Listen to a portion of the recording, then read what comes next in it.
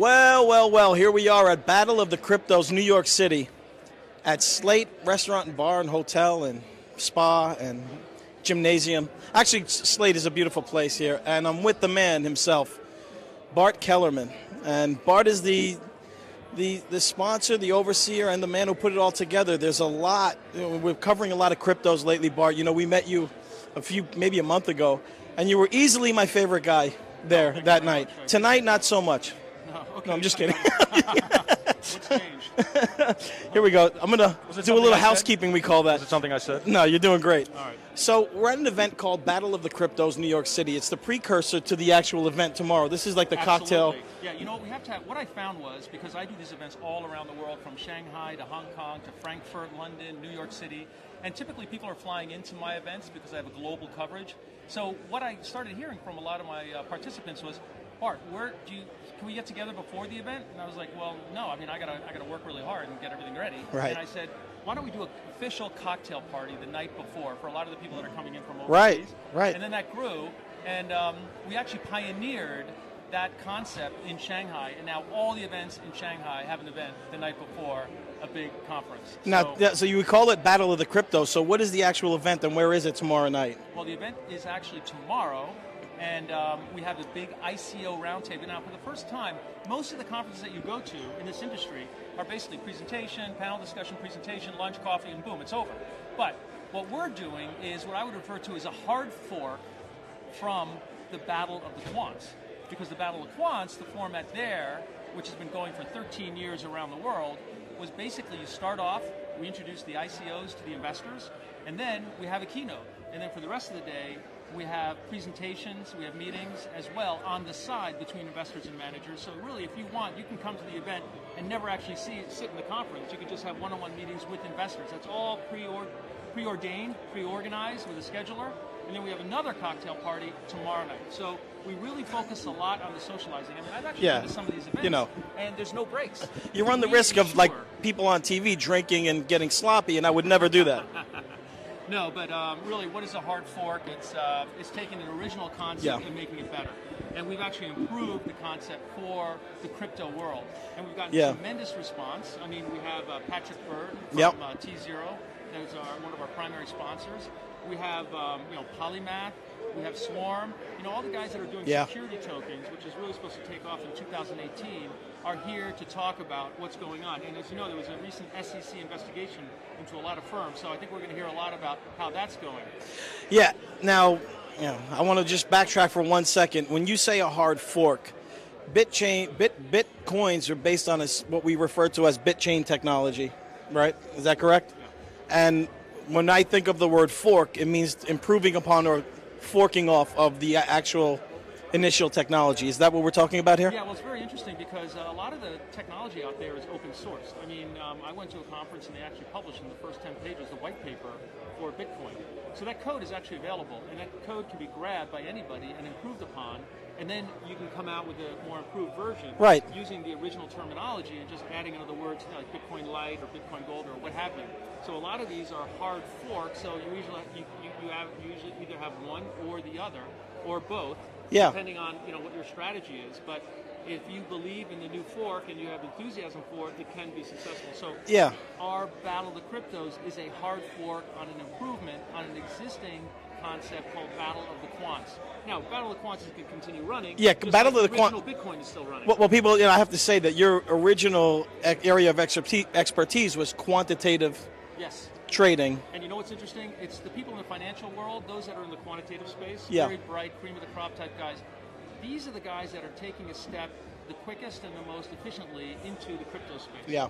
And it seems to be a seamless transition because it's their language. They're just looking for another asset class, so their formulas or algorithms can just be laid upon an entire new asset class and still with a lot of success.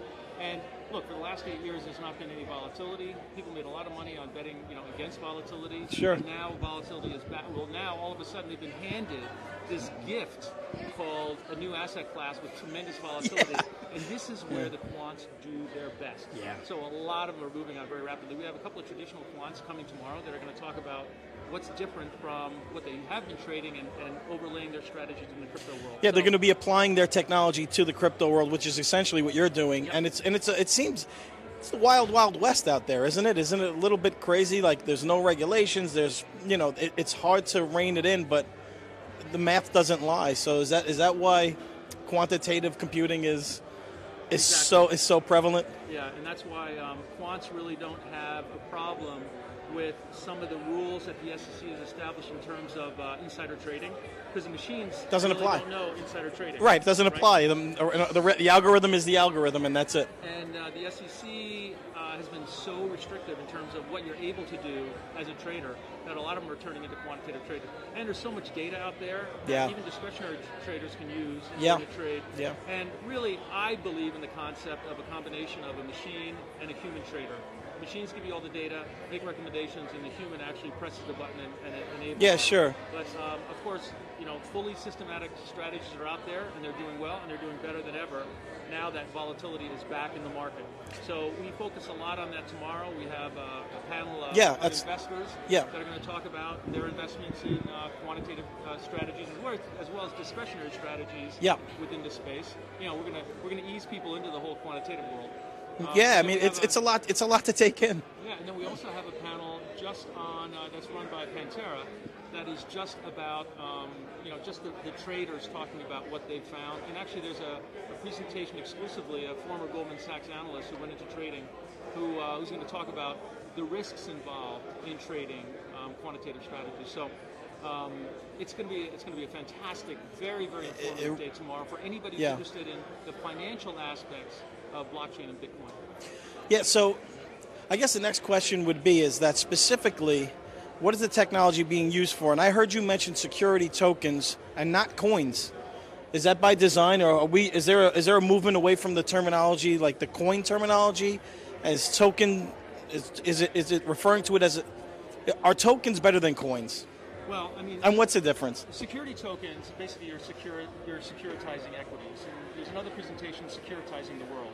So it's this new movement of securitizing and allowing a broader expanse of individuals to participate in the financial markets at lower levels. And there's actually there's a company tomorrow that's going to talk about how, because of the setup that they have on the blockchain, that you can actually trade alongside institutional traders.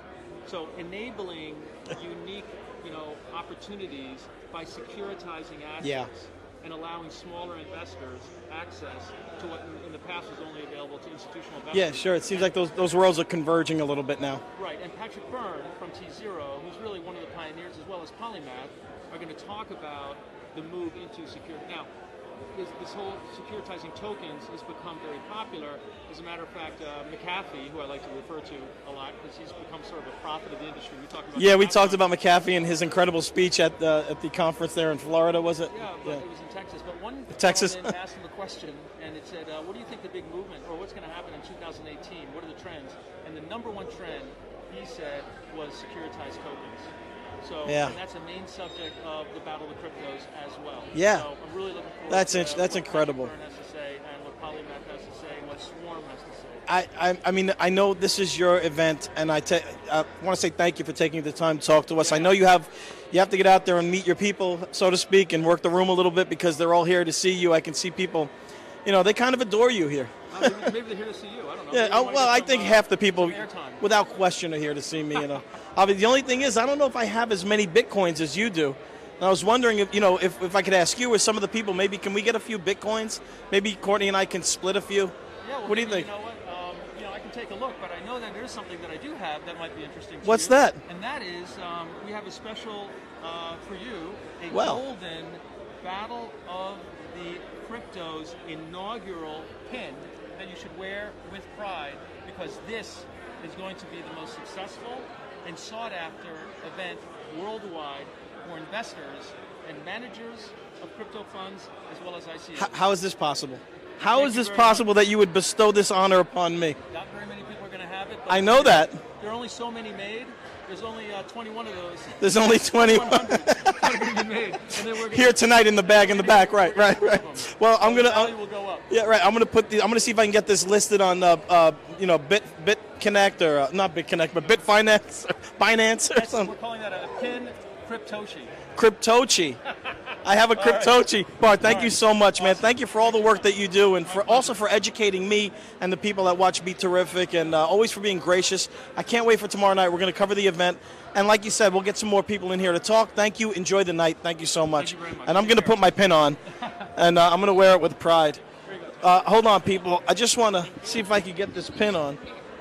Oh, Courtney's going to come in and help me. It's not every day you get the honor bestowed upon you of the Battle of the Cryptos Golden Shield. Here, ladies and gentlemen, come on in here and have a seat, sir. I'm sorry, I'm a little bit taken aback by this incredible honor that I was given, the Golden Shield, the Golden Battle of the Crypto Shields. Looks beautiful. Given to me personally by the man himself, Bart Kellerman. However, I asked him for Bitcoins and I didn't get any. I did get this pin. And I see what he did there. As a salesman, well, I think that's called deflecting your attention. I think that's worth more than a Bitcoin. Is that right? It will appreciate. Well, it will appreciate, and I do appreciate it. So that's appreciated twice. I'm just trying to be witty and quick-witted off the top of my head here. And I am TJ Stone. You, sir? Hi, I'm Tamer Rashad, founder of HumTap. We are AI music creation. Wow, say that again to me. The founder of HumTap, HUMTAP. HumTap. Look it up on the App Store for iPhone. We're drinking Coronas and talking crypto. HumTap. Yes. Now, Bart said I had to talk to you. He's like, you got to get him in here. And how do you say your name? I'm Tamer. Tamer. Tell me about HumTab. What's different about it? What made you do it? How'd you get into the space? Why are you here? Go. In that order. We built HumTap because we believe everybody is expressive, everybody is creative, and we wanted to allow people to express themselves with music. Good for you. So, if you have a voice, and everybody does have some voice, any kind of voice, if you have a mobile phone, you add HumTap, and you could make an original, beautiful song in any style in a matter of a few seconds. So HumTab is an app. It's an app. It's a platform. It's an AI technology. We have our patents and proprietary technology. And basically it allows anybody to hum a melody and immediately you will get an original song created with that melody. Do you have it here? Can I just... Well, is it functional right now, or is it released? You could go on the App Store. We actually have a release up later this evening. Should I download it? You download as on we an speak. iPhone, HUMTAP HumTap. All right, let's see if we can get it done. While I do that, tell me what brings you here, and how do you know Bart, and what is the significance and the correlation between HumTab and Battle of the Cryptos? So I know Bart back from Wall Street. So you're a former Wall Street guy? I'm a former banker. All right. And we're simply democratizing music expression. We're opening this up for anybody to express themselves with making music. As I said, with your voice, with your phone, in a matter of seconds, you could create a beautiful song at a professional quality. How does it work? You have an idea for a song, you have a melody in your head. That's it. You hum it. And you hum it. Your voice is. And then what does the app do with that? Then it turns... It would listen to what you did, and it will turn it into a full song in any style you like. Wow. Inspired by your favorite artist. And it can be as long as you want. It has the bridge, it has everything. The verse. The song structure, yes. So structure, that's incredible. On the app tonight, we're launching something to do music in the style of the DJ David Guetta. We have something in the style of Depeche Mode, Metallica. We're adding, a style every few days. We're looking to expand that. That's it's great. Totally free. And we're essentially tokenizing that whole process by giving tokens to the creators, the people are going to have fun. We're targeting 6 to 16, but of course, you're under 16, right? Yeah, I definitely am under 16. Yeah, that's what I thought. In walrus years. Exactly. Yes. So that's kind of perfect. But it doesn't matter because I'm gonna conduct myself like I'm under 16 when I get the app. That's exactly. I mean, it's fantastic. It's a great idea. Yeah. So as a former banker, I mean, obviously you're musically inclined, or else this never would have been. This is something a desire of yours, that you have always been creative and always been a musician? That's a great question. I love music. I love artificial intelligence. This is a very interesting sort of problem-solving long exercise. Yeah. And we're very happy with what we have. Are you a programmer? I used to be in a very long time previous life. Yes, I'm a musician. So I mean, it's so interesting to me. You woke up one day and said, "I wonder if there could be an app." Well, I think I've always been wondering, why music in general is something that everybody in the world loves, but everybody just kind of is on the receiving end in a passive way. We listen to music. Right. Nobody makes music. I'm searching it. Right. Yeah, and if you do, it's produced, and it's, by the time it gets to you, it's, it costs money, time, skills, collaboration, all this. Right. And similar when you see Instagram, and everybody now feels like, well, I could express myself with a photo, with a visual image, or with a video, like in the past few years. It's a natural progression. Exactly. Right. The premise here is, well, you could also express yourself with beautiful music if that technology exists. And that's kind of what we went on to build. It's so incredibly interesting to me because you're going to be, what's going to happen. The potential for this is for people that just have this melody in their head to create incredible music, and then inevitably, I bet that there's going to be a few songs and a few pieces that are going to go viral. I could see that happening. We look forward. We're actually working right now with all the 3 major record labels. So there are 3 labels in the world: Universal, Warner, Sony. We're in discussions with some big artist names: Maroon 5, Kiss, the rock band, Queen. I mean, lots of artists, and there's a great excitement about what we're doing to kind of open up an interaction between music fans and the artists through creative collaboration that literally takes you even shorter than posting a video on Instagram. Sure. This is quicker. Oh, wow. Your voice, your phone, our app, and you're a creator. I was going to say, if you can make me sound good, imagine what a guy like Adam Levine is going to be able to do with it, or somebody that's really, or more importantly, for somebody who's unknown and doesn't have the resources but may be insanely talented, to be able to just sing into your phone and have the phone help you. So that's actually one aspect. We're looking to this platform to be a crowdsourcing platform to basically scout talent around the world. You could be a kid in a village in Latin America or in Africa, and you will never have a chance to appear in front of a show like The Voice or America Got Talent. And just with your phone and with a free app, you could have fun, you could be creative, you could be discovered, you could interact with your favorite artists, and every time you come to the app to have fun, you're going to earn tokens, hence the ICO. That's where it is. Organization that we are pursuing. And so you're doing an ICO. Is the ICO being announced at Battle of the Cryptos, or you're here as part of the event? We have an announcement will come tomorrow at Battle of the Crypto about our ICO, so we'll keep more details to be discussed tomorrow. That's the other benefit of cryptocurrencies. Yes. Is that it allows the flow of money and the flow of finances and capital rather, relatively easier than the old model, where you can just start an ICO, and again, as long as the technology is legitimate, which it obviously is, and as long as there's something behind it, that's crowdsourcing in an instant almost. That's exactly the goal. So we'll talk more about it. But, just kind of look out for an ICO. The Hum tab. Our ticker is HUM. HUM. And we look forward to be launching that relatively soon. Oh, I'm going to be on that website, and I'm going to get some. So our website is humtap.com. The app is HumTap on the App Store for iPhone.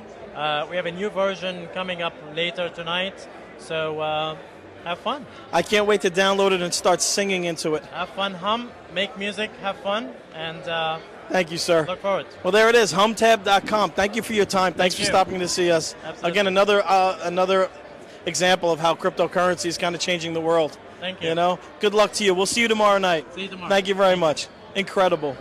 Well, there it is, humtab.com. Now, basically, I think that to me, you go. I'm going to try and download this. I'm on the App Store now, humtab.com. Let me see if we can download it. Zakurni Bala. Hello, sir. Come on in. I'm just downloading. How you doing? TJ Stone. Nice to meet you. Lars. How you doing? Sit right here, Lars. This is your microphone. We've been saving it for you. LARS.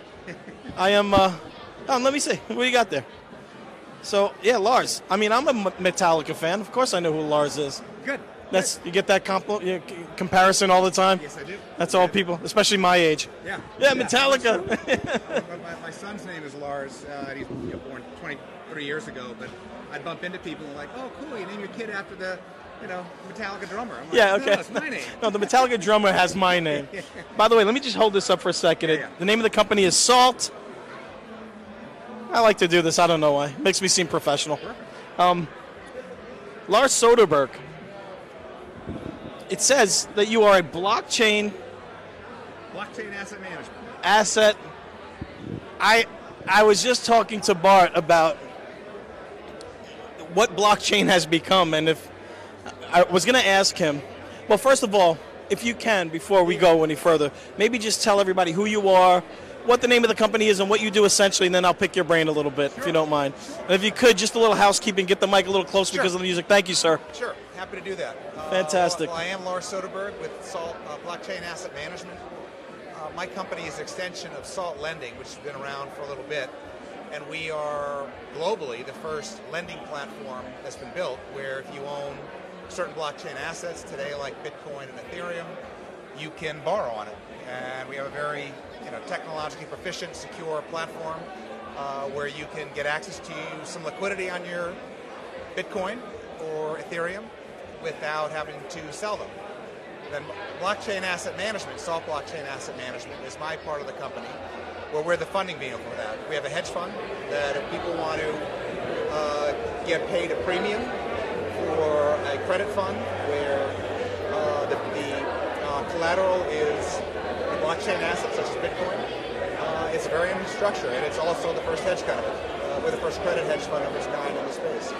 So if you want to borrow coins, we have a platform for that, borrowing your coins, and if you want to invest and earn a premium income on our side, we're there for you. That is astonishing to me. I don't know why it's so astonishing to me. It shouldn't be. I should feel like that's the next natural step. But so if I have, are there specific coins that you lend against, or could it be any of the top 10?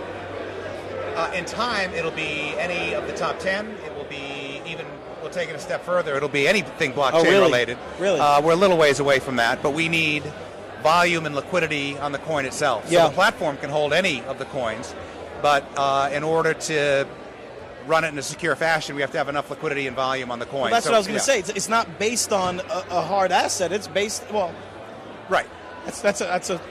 Those are curse words in this world. It's a hard asset, but in the traditional sense, it's not a house. Right. In other words, right. So you're lending money against blockchain technology coins. So, for instance, if I owned, I don't know, $2,500 worth of Ripple, what's the process? Sure. Let's use a real example, Bitcoin. Ripple, we'd love to start doing it, but we need a little more volume. But I was trying to look smart and say a different coin, but it didn't work. That's still the largest right now, with the largest market cap. Right. So you would join our platform. There's a membership fee, $26, $27, something like that. We are a lender, so we have to go through all the KYC and any money laundering with you, so you're not anonymous. But that's all we care about is that part of it, and then your coin is your collateral. Yeah, so we don't care about your house, we don't care about your job, we don't care about anything. We don't care about bank statements, 2 years Correct. of tax returns. Nope. And your I coin might is go your borrow collateral. money right this second. So that's incredible. So it's essentially Bitcoin. So I mean, it doesn't matter. Even if I had, say, $25,000 worth of Ripple, I would just change it to Bitcoin right now and go to the platform and say, And what is the percentage against the amount? Yeah, well, you have a choice. We do over-collateralize all the loans, so you can take out a 20% LTV loan or a 40% or a 60%. And then we have built-in mechanics where if your loan ever hits an 80% LTV, you'll have 48 hours to wire more money in or deposit more coin. Or you own the asset. We'll sell, kind of like a margin call. If you ever get to 90% LTV, then we have the right to sell off enough coin to get you back to your 60% LTV. Wow, that's an incredible business model for you guys, because if you're not if in that moment, if the person doesn't pay, which typically hopefully doesn't happen a lot, you can always, you're not there's no dire need to liquidate. You can wait and it can. That's right. It can That's right. escalate. And it really turns out that most people don't appreciate this unless you're in the space, but Bitcoin makes, or Ethereum, or any blockchain asset makes for a great collateral. It does. It's liquid. It is. It's transparent, and it's very fungible. And So- we've just gone through an amazing period since December where Bitcoin, has fallen 60%. Yeah. And we had some margin calls, but not one default on our platform. Well, because there's so much volatility in it right now, and it's in that it's going to hold on. It's going to be, the idea that this is your business model and you've built a company around this speaks volumes for what you think about Completely Bitcoin. agree. Completely agree. And you guys are slightly smarter than me, not much, but a little tad smarter than I am, I think. And to hear guys like you and people like Bart talk about this, it gives me so much confidence. There's this whole social aspect to it, this whole anti-government sort of vibe, sure, as it were, about cryptocurrencies. Oh yeah, but you don't seem like an anarchist to me. You seem like a very smart, intelligent businessman. And when I see people like you getting behind it, that gives me more confidence than somebody who's like, yeah, we're going to change the world, even though they have I'm right. like half of both, Well, there's a whole wave of people that are very deep in this that do think, the separation of state and currency is coming.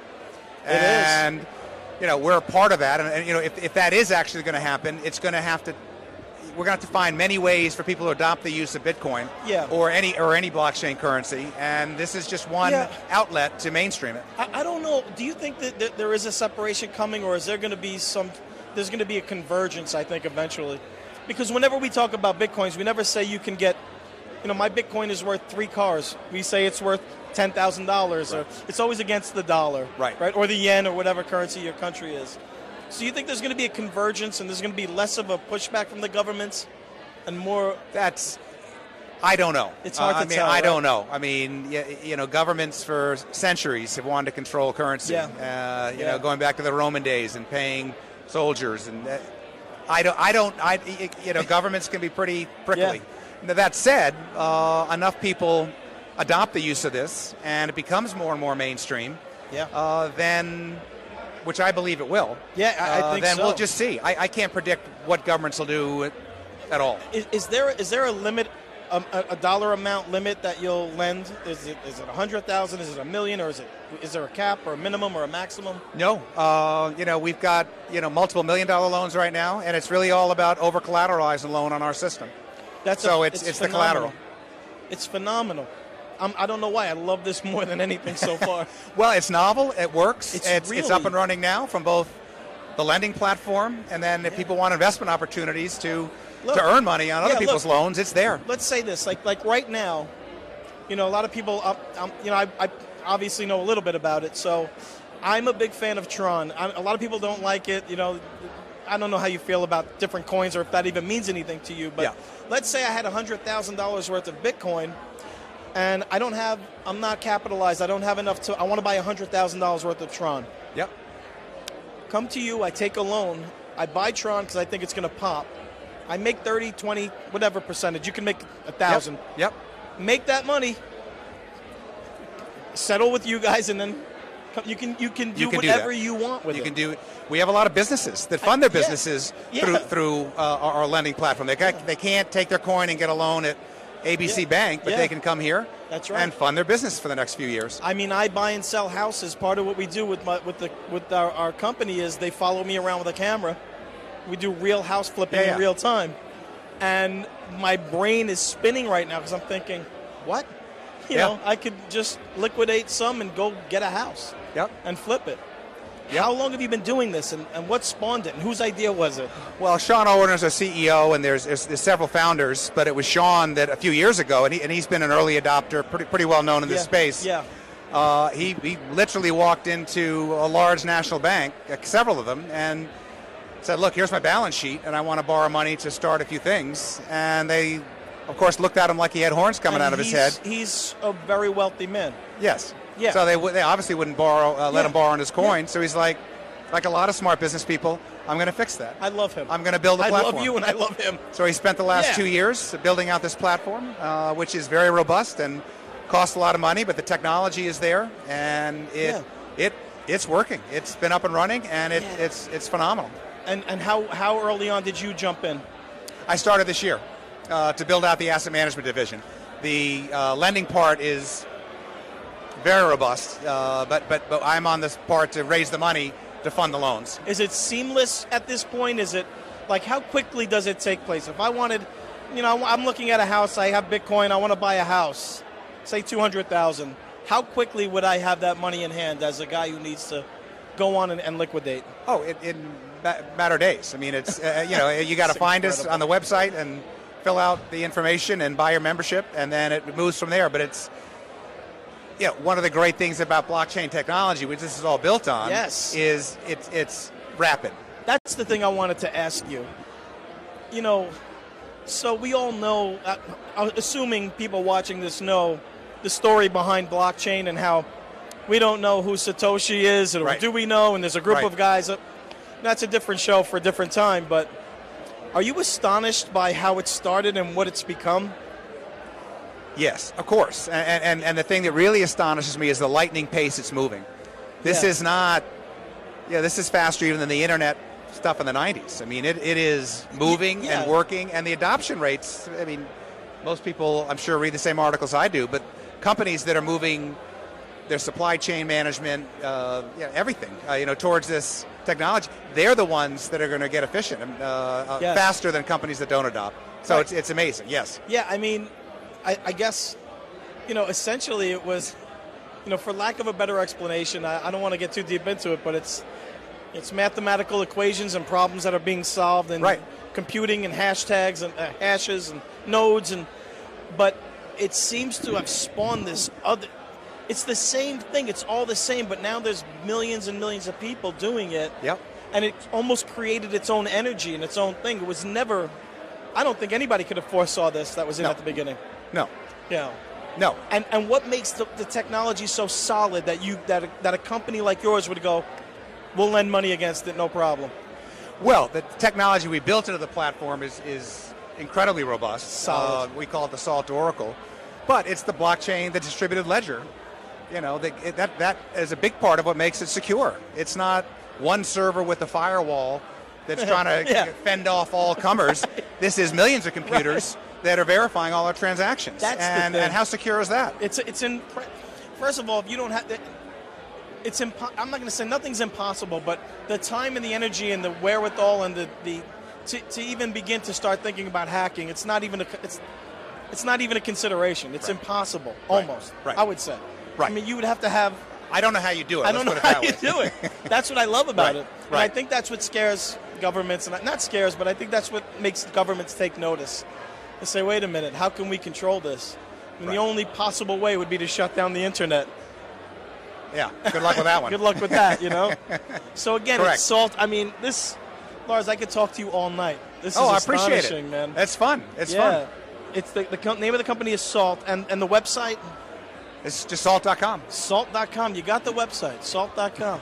Not easy to get salt.com. I mean, incredible, man. I have to come and see you guys. Where's your office? We're in Denver. You're in Denver. So if you make it out to Denver, yeah, come on in. We're gonna. We do a lot of coverage for crypto events. We kind of got into this space early from a production angle, from production end, because Michael and I, my partner, were really big fans of it, and my friend Kevin, who hosts the show with me. We have the crypto fire, I guess you could say, and at these events is where you can really see the energy of the people that are in the space and working it. So you're in Denver. I mean, how do you feel about your quarterback situation? We need one. Listen, Lars. Sorry, Paxton Lynch, we need one. Thank you so much for your time. I appreciate it. Thank you for your time. Incredible. Good luck with the rest of it. I'm going to go borrow money from you guys tonight. So thank you very much. You're I welcome. appreciate All it. right. Take Enjoy care. the night. Have some drinks. I shall do that. And buy Courtney a drink. I think she's thirsty. You got it. You got it. Thank you, Lars. Okay. I'm going to wrap it up. I'm going to say again, salt.com, man. Look at that. There it is. You go to salt.com, and if you have cryptocurrencies sitting in a wallet somewhere, Kevin Foley, if you're listening, Kev, this is how we monetize and liquidate. I know from being in business that it's one of the hardest things, there's an old Italian saying, that I don't know in Italian, but it says that a bank is the only place you go when you need money, and to get the money you have to prove to them that you have money. Something like that. I was just how you doing, sir? I'm fine. TJ Stone, nice to meet you. TJ, Jeffrey Tucker. Nice to meet you, Jeffrey. My pleasure. Yeah, that suit is phenomenal. Oh, well, thank you. You know, I underdressed tonight because I said, it's a bunch of crypto guys. We can trade, right? I'll tell you what I did do. If I could just be a little off the cuff and impromptu here, Jeff. Yeah, I want to show you something. I'm very proud of this. This is good, yeah. I'm going to show you something. Let's do this thing. I have this thing. Just hodl it? Yeah, just That hodl it. That didn't work in December. You know, I knew that somebody would call me on that. I'm in the wrong place for this shirt. Hodling was great in October, not so much in December. You know, I'm just saying. You know, I'm still hodling though. Hodling something. I don't know what it is that I'm hodling. You believe. You're a true believer. I'm a That's true okay. believer. Yeah, it's all good. All right, now it's too late to get myself together. I'm unkempt. I'm a mess. And I'm a fat guy from Brooklyn sitting next to essentially a male model. So thanks for sitting down and joining us and making me look like the slob that I am. How are you, sir? What brings you here tonight? Well, I'm here for the conference, which starts tomorrow morning. Yeah. And I think I'm the opening speaker. Wow. Which means that nobody will be there. I'll be there. Okay. I'll be there. And if you think you're the opening speaker, we better work on some notes. What are we going to say? Thank you, ladies and gentlemen, for your time and energy. Yeah, you know, the crypto space is a little weird right now because the levels of knowledge and interest are so diverse. Yes. And you know, I like to think of it like this. Like, let's say it's 1880, and you're holding a conference on indoor lighting through electricity. All right? Yep. So it's dangerous. It's new. People are not sure we really need it. What's that there shiny thing that boy's talking about? Get that. That's the devil's work right there. And the early adopters are only the rich, and they're only in the Northeast. They're taking great risks because some of their houses have burned down as a result. Yeah. You know? Yeah. It's enormously expensive, but they're weirdos running around going, electricity, it's the new thing. Yeah. It's indoor lighting. It's going to change our lives. And everybody's like, you know, I think we got this whole oil lamp thing pretty well. I mean, this is working for me just fine. For the 100 years. I don't need you. It's the devil's work. Get this out of here. And so you're holding a conference on this, and some people are manufacturing light bulbs.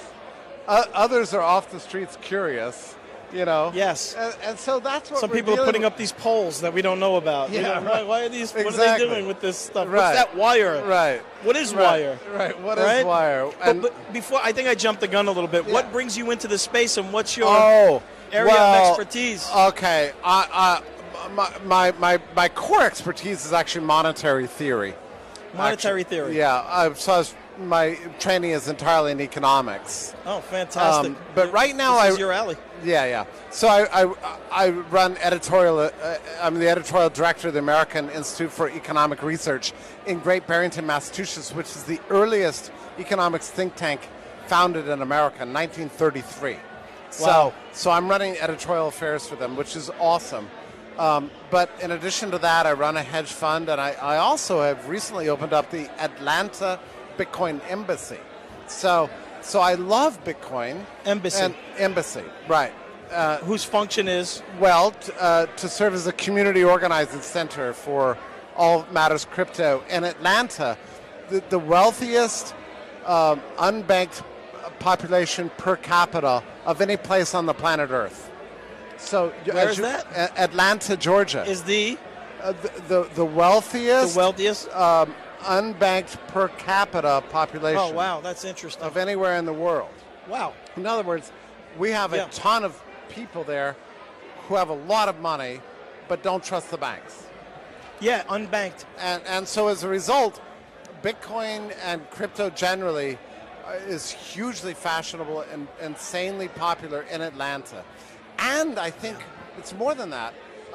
It's that Bitcoin is bringing people together in a way in which nothing else ever has. There is a social aspect. There is. It's because It's because we all recognize our human rights, right? And Yeah. part of those human rights involve the ability to work and preserve your wealth Yeah. and to hold it and control that wealth. And the extraordinary thing about the last 100 years of monetary and financial policy is that we have systematically denied people the right to control their wealth. Isn't that extraordinary? It's insane. And I mean, we willingly Yeah, we gave it away. We gave it away to central banks, to governments, to third-party intermediaries, and we're like, trust them, trust them, trust them. Well, they've all got central points of failure, and the truth is that a lot of people don't trust them. So crypto comes along and says, you know what? You can own your wealth again. Yeah, and you can control it. You want to send can control $1,000 to Jeffrey? I mean, Right now. so that's an amazing revelation for a lot of people. And I think it's about a consciousness of realizing what it means to be an individual and to really own your life and to live a good life. That's right. So this is about a lot more than just blockchains and distributed ledgers and double key cryptography. To me, this is about human rights and the aspiration for the good life. There is that aspect to it. We've been covering these events, quite some time now, and it seems to me that there's, the financial-minded guys, but you seem to be both. You get people who are strictly financial in the sense that there's algorithms and ebbs and flows. No, and, they look at it which is fine. like a trading model. Well, that's the thing. It's an aspect. That is fine, and before I compared it to indoor lighting and electricity, but really you have to go back. I mean, maybe it's railroads, but maybe it's not just that. Maybe it's internal combustion, or maybe it's the wheel, or we don't know. Or, maybe it's the printing press, maybe it's the wheel, maybe it is fire. I mean, there's a lot of aspects to it, right? It can apply to anything. Yeah, without there's question. a lot of aspects to Yeah. this. So I'm happy for anybody to be interested in what we're doing from any angle. Yeah. You know? You know what I hear a lot from people when I bring up Bitcoins and crypto? I have a kid that helps me with my books. It's tax season. He's helping me prepare the books because I'm a mess. So I tried to convince him. I said, look, just take $500 and just go play with it. And he says, yeah, but what is it? What is it based on? What's backing it? And when I try to explain the chain and the technology and how it started and perception is reality and now there's a real movement and it's impenetrable, and I find lacking the words to really efficiently express. I know what you mean. And the reason is that what we're talking about is blockchain technology is kind of magical on one hand. On the other hand, it meets an ancient human need.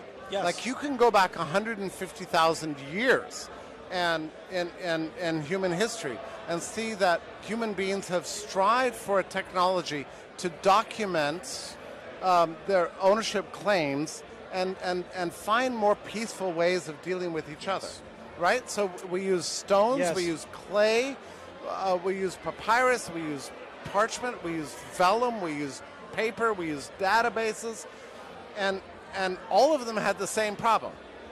We had to trust one central... always. And now with blockchain technology, we've got a distributed ledger, thanks to the internet, and we can all look at it together.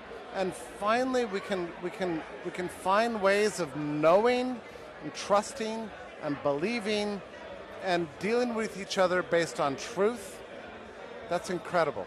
It's unbelievable. I love the way you put things into historical context. It's very unique. It's interesting. Thank you. Because, I'm going to, next time somebody tries to ask me, I'm going to try to that's the mimic thing. a little bit of what you said. A lot of times you talk about Bitcoin, and people are like, I don't need that. But I think what we need to point out is that we're not advertising some new need. We're really meeting an ancient need. If the cavemen had had a blockchain, they would have done it. By the way, I had a friend of mine who went to jail, and he was in the crypto space. He was a cool guy.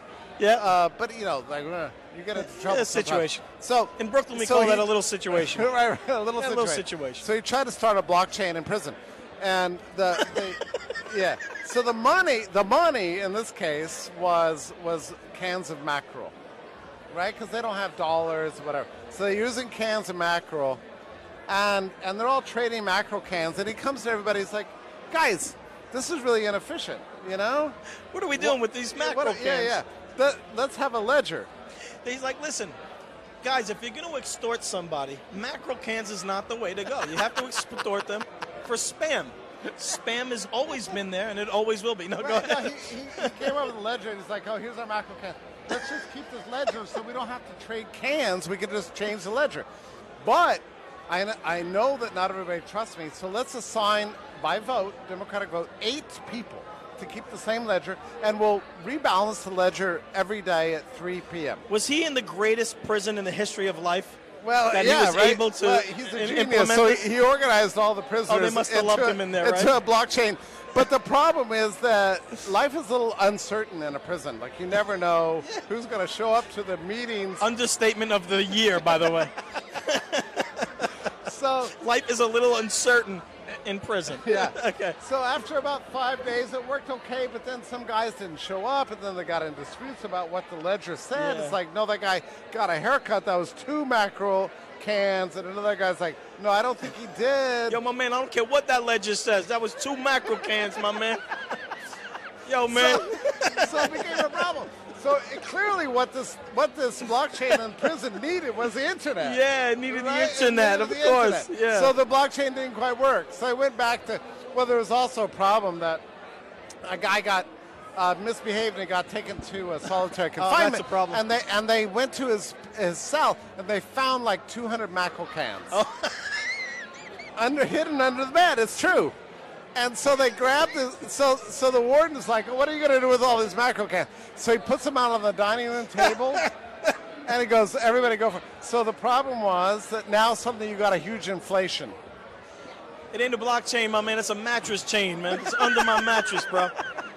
So anyway, so it didn't work. But it's a But it great happened. example. Yeah, He I know. tried. He tried. I know, right? But you know what? You know That's what's my so point. great about that story? Right. Humans can be problematic, and the blockchain takes all of that out of it. It does. It does. And thanks to the internet, thanks to double key cryptography, the distributed ledger, we finally figured out the awesome thing. Yeah. The way to make human life better, more cooperative, more peaceful, more prosperous. Yeah. For everybody, no matter your class, your race, your religion, you included, you excluded, Bitcoin doesn't care. Doesn't care, doesn't know, doesn't lie. Yeah. Since you seem you obviously have a penchant towards history.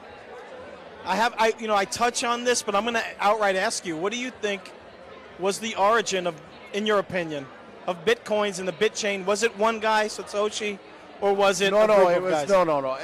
People put too much emphasis on Satoshi, and whoever that was is awesome, but there were many attempts to try to create a payment system on the internet before then. Was there really? Oh, yeah. Oh, I didn't know that. E-payments, e-gold, e-cash. I mean, there's all kind of things.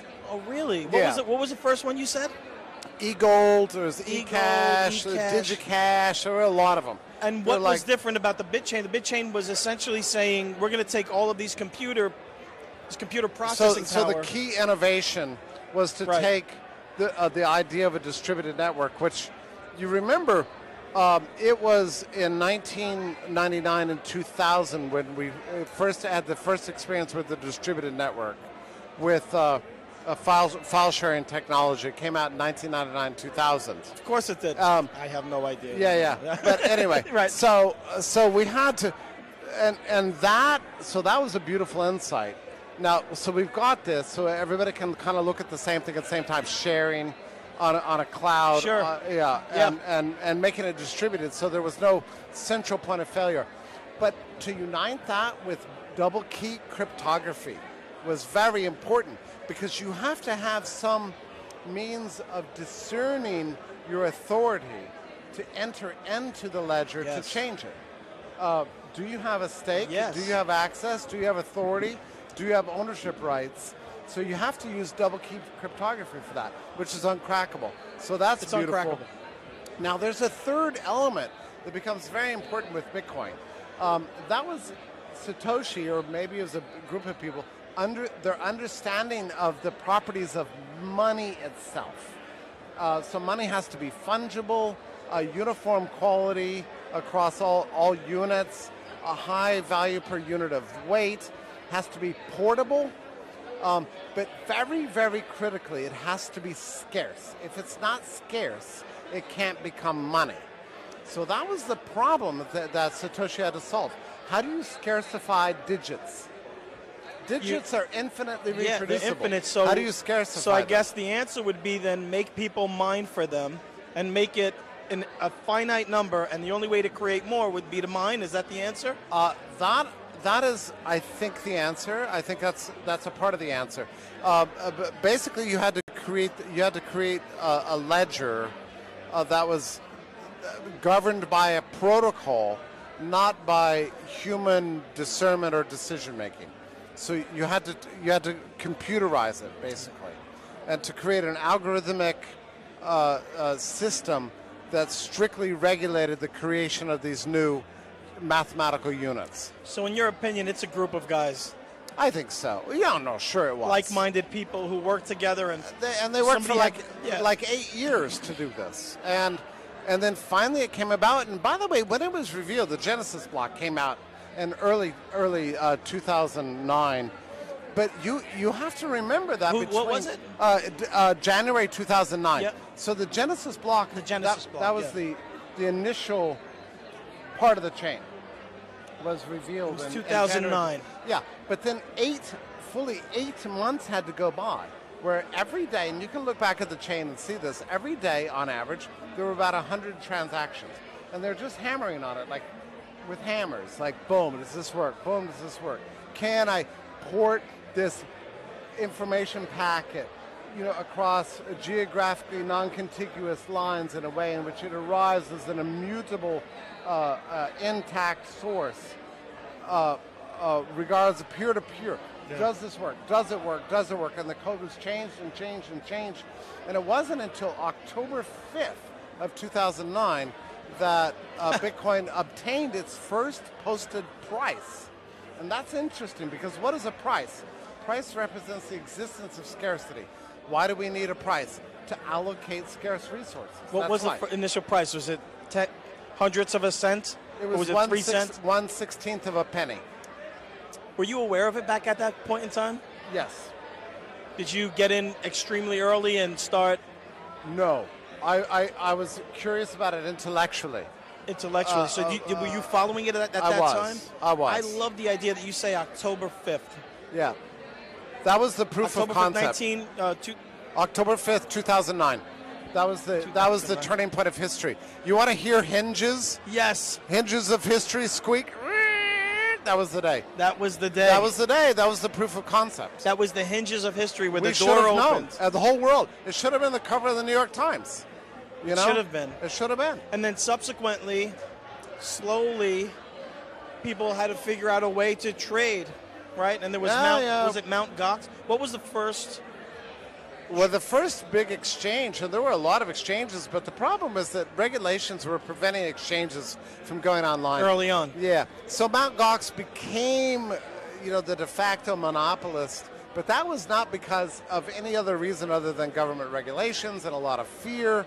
And you couldn't open up exchanges in Germany and the U.S. or whatever. So Mt. Gox became, but they were amateurs. They didn't know how to secure their Bitcoin, which I understand. I mean, it was a lot of problems with Mt. Gox. Brand new. Yeah, brand new. But I mean, it was funny when the whole thing collapsed, which I guess was in 2014, something like that, or maybe it was late 2013. Everybody in the Bitcoin community knew that there were major problems. People were pulling out their money. They knew. So by the time it collapsed, and within the Bitcoin community, it was old news to us. Yeah. And it was funny because the New York Times was like, "Oh, major Bitcoin exchange collapses." So what? It's Doesn't mean anything. I was yawning. I was like, "What are you talking about?"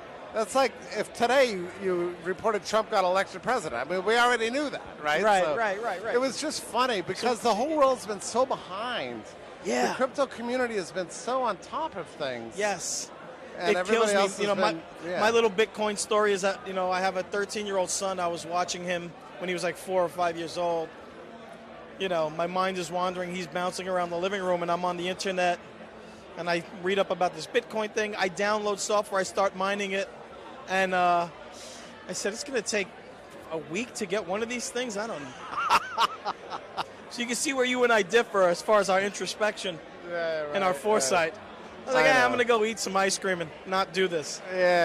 So that's why I'm paying attention to everything that everybody says here. No, it's so you're the keynote speaker. You're the first speaker. Yeah. And how do they? What are you going to say essentially? I think we got enough talks tomorrow about the technology and the nuts and bolts. I think I want to begin the day with the big picture. I really do. Yeah. About what blockchain is going to do for us in terms of the human community moving itself. forward. Are there any coins specifically, or is it tokens nowadays that people are talking about? Are there ones that you like? Like if I said see a coin, or would you know? Do you care, or is it only? Bitcoin? We're working so hard to develop taxonomies of coins, and we know more or less that there are payment tokens, there are utility tokens, and there are security tokens, and I have my favorites, and I've got, like everybody in our space, a big portfolio of the ones we like. And also, like everybody in our space, I've missed some. I own some. I sold some too soon. Yeah. Some I've neglected entirely. Some I've won with. But, that's the thing. You can't sit around licking your wounds in this community. No, right? You can't. No. I mean, if we all knew, we'd all be billionaires, multi-billionaires by now. That's right. We don't know, and that's part of the structure of the universe. It's part of the fun of it, too. I mean, it's kind of exciting. But is there one that you look at right now that you go, I like that one? If I had to go, not all in, but if I had to go significant. That's a little bit tricky, but just strictly from not as an investment. We're not giving investment. Well, I think that Bitcoin is going to be the final settlement layer within the crypto space. Bitcoin Cash, I think, despite all the aspersion cast on it, I actually think it's got a lot of promise as a payment system. I don't think Litecoin's seen the end. I think it's doing very well. Monero is doing extremely well. And for funny reasons, it dug itself out of its darknet culture and has now gone kind of mainstream. Okay, actually, utility. I love many silly things on Ethereum platform and some serious ones too. I also like these experiments in third just completely separate blockchains like Factom. Yeah. And Factoid as a documentation technology. I really believe in it. That's right. Yeah, I agree.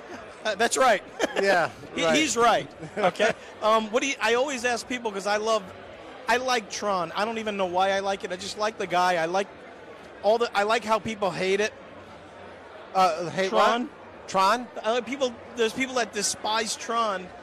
But I like what he's up to. Do you know anything about Tron? Do you like it at all? This is an area of blockchain pop culture I'm not familiar with. Yeah, well, Tron is a coin that's come from Justin Sun in China. And that one. Yeah. I mean, I'm not all in on it. I just think, again, it's fun for me. It's interesting. It's amazing interesting to see people rail against something for no reason, and then, simultaneously, the coin has so many good things happening with it. Oh, sure. But seemingly, you don't know. It could all fall apart. And that's the thing. You got government regulators going, we're going to protect you against bad coins. They're not going to protect us against bad coins. And also, we don't want to be protected against bad coins. I mean, yeah. We can have some growing pains. No, people in this space love to, we just like to try things. Yeah. And if we get something goes to zero, we're like, we'll try again. All right. Yeah, whatever. Yeah, it's fun. Yeah, don't base your whole existence on it. Enjoy it. Read up. I will say that I think I can say with confidence that by the end of the year, we're going to be at $1 trillion in market cap in crypto land. Yeah, I think so. And we're I think what. I only 380, 400, but I think it's going to be. I think it's going to be. Yeah, somebody said to me, "Oh, did you see the crypto's crashing?" And I go, "No, don't give me that. It's not even remotely close to a crash. No, it's incredible. Any websites?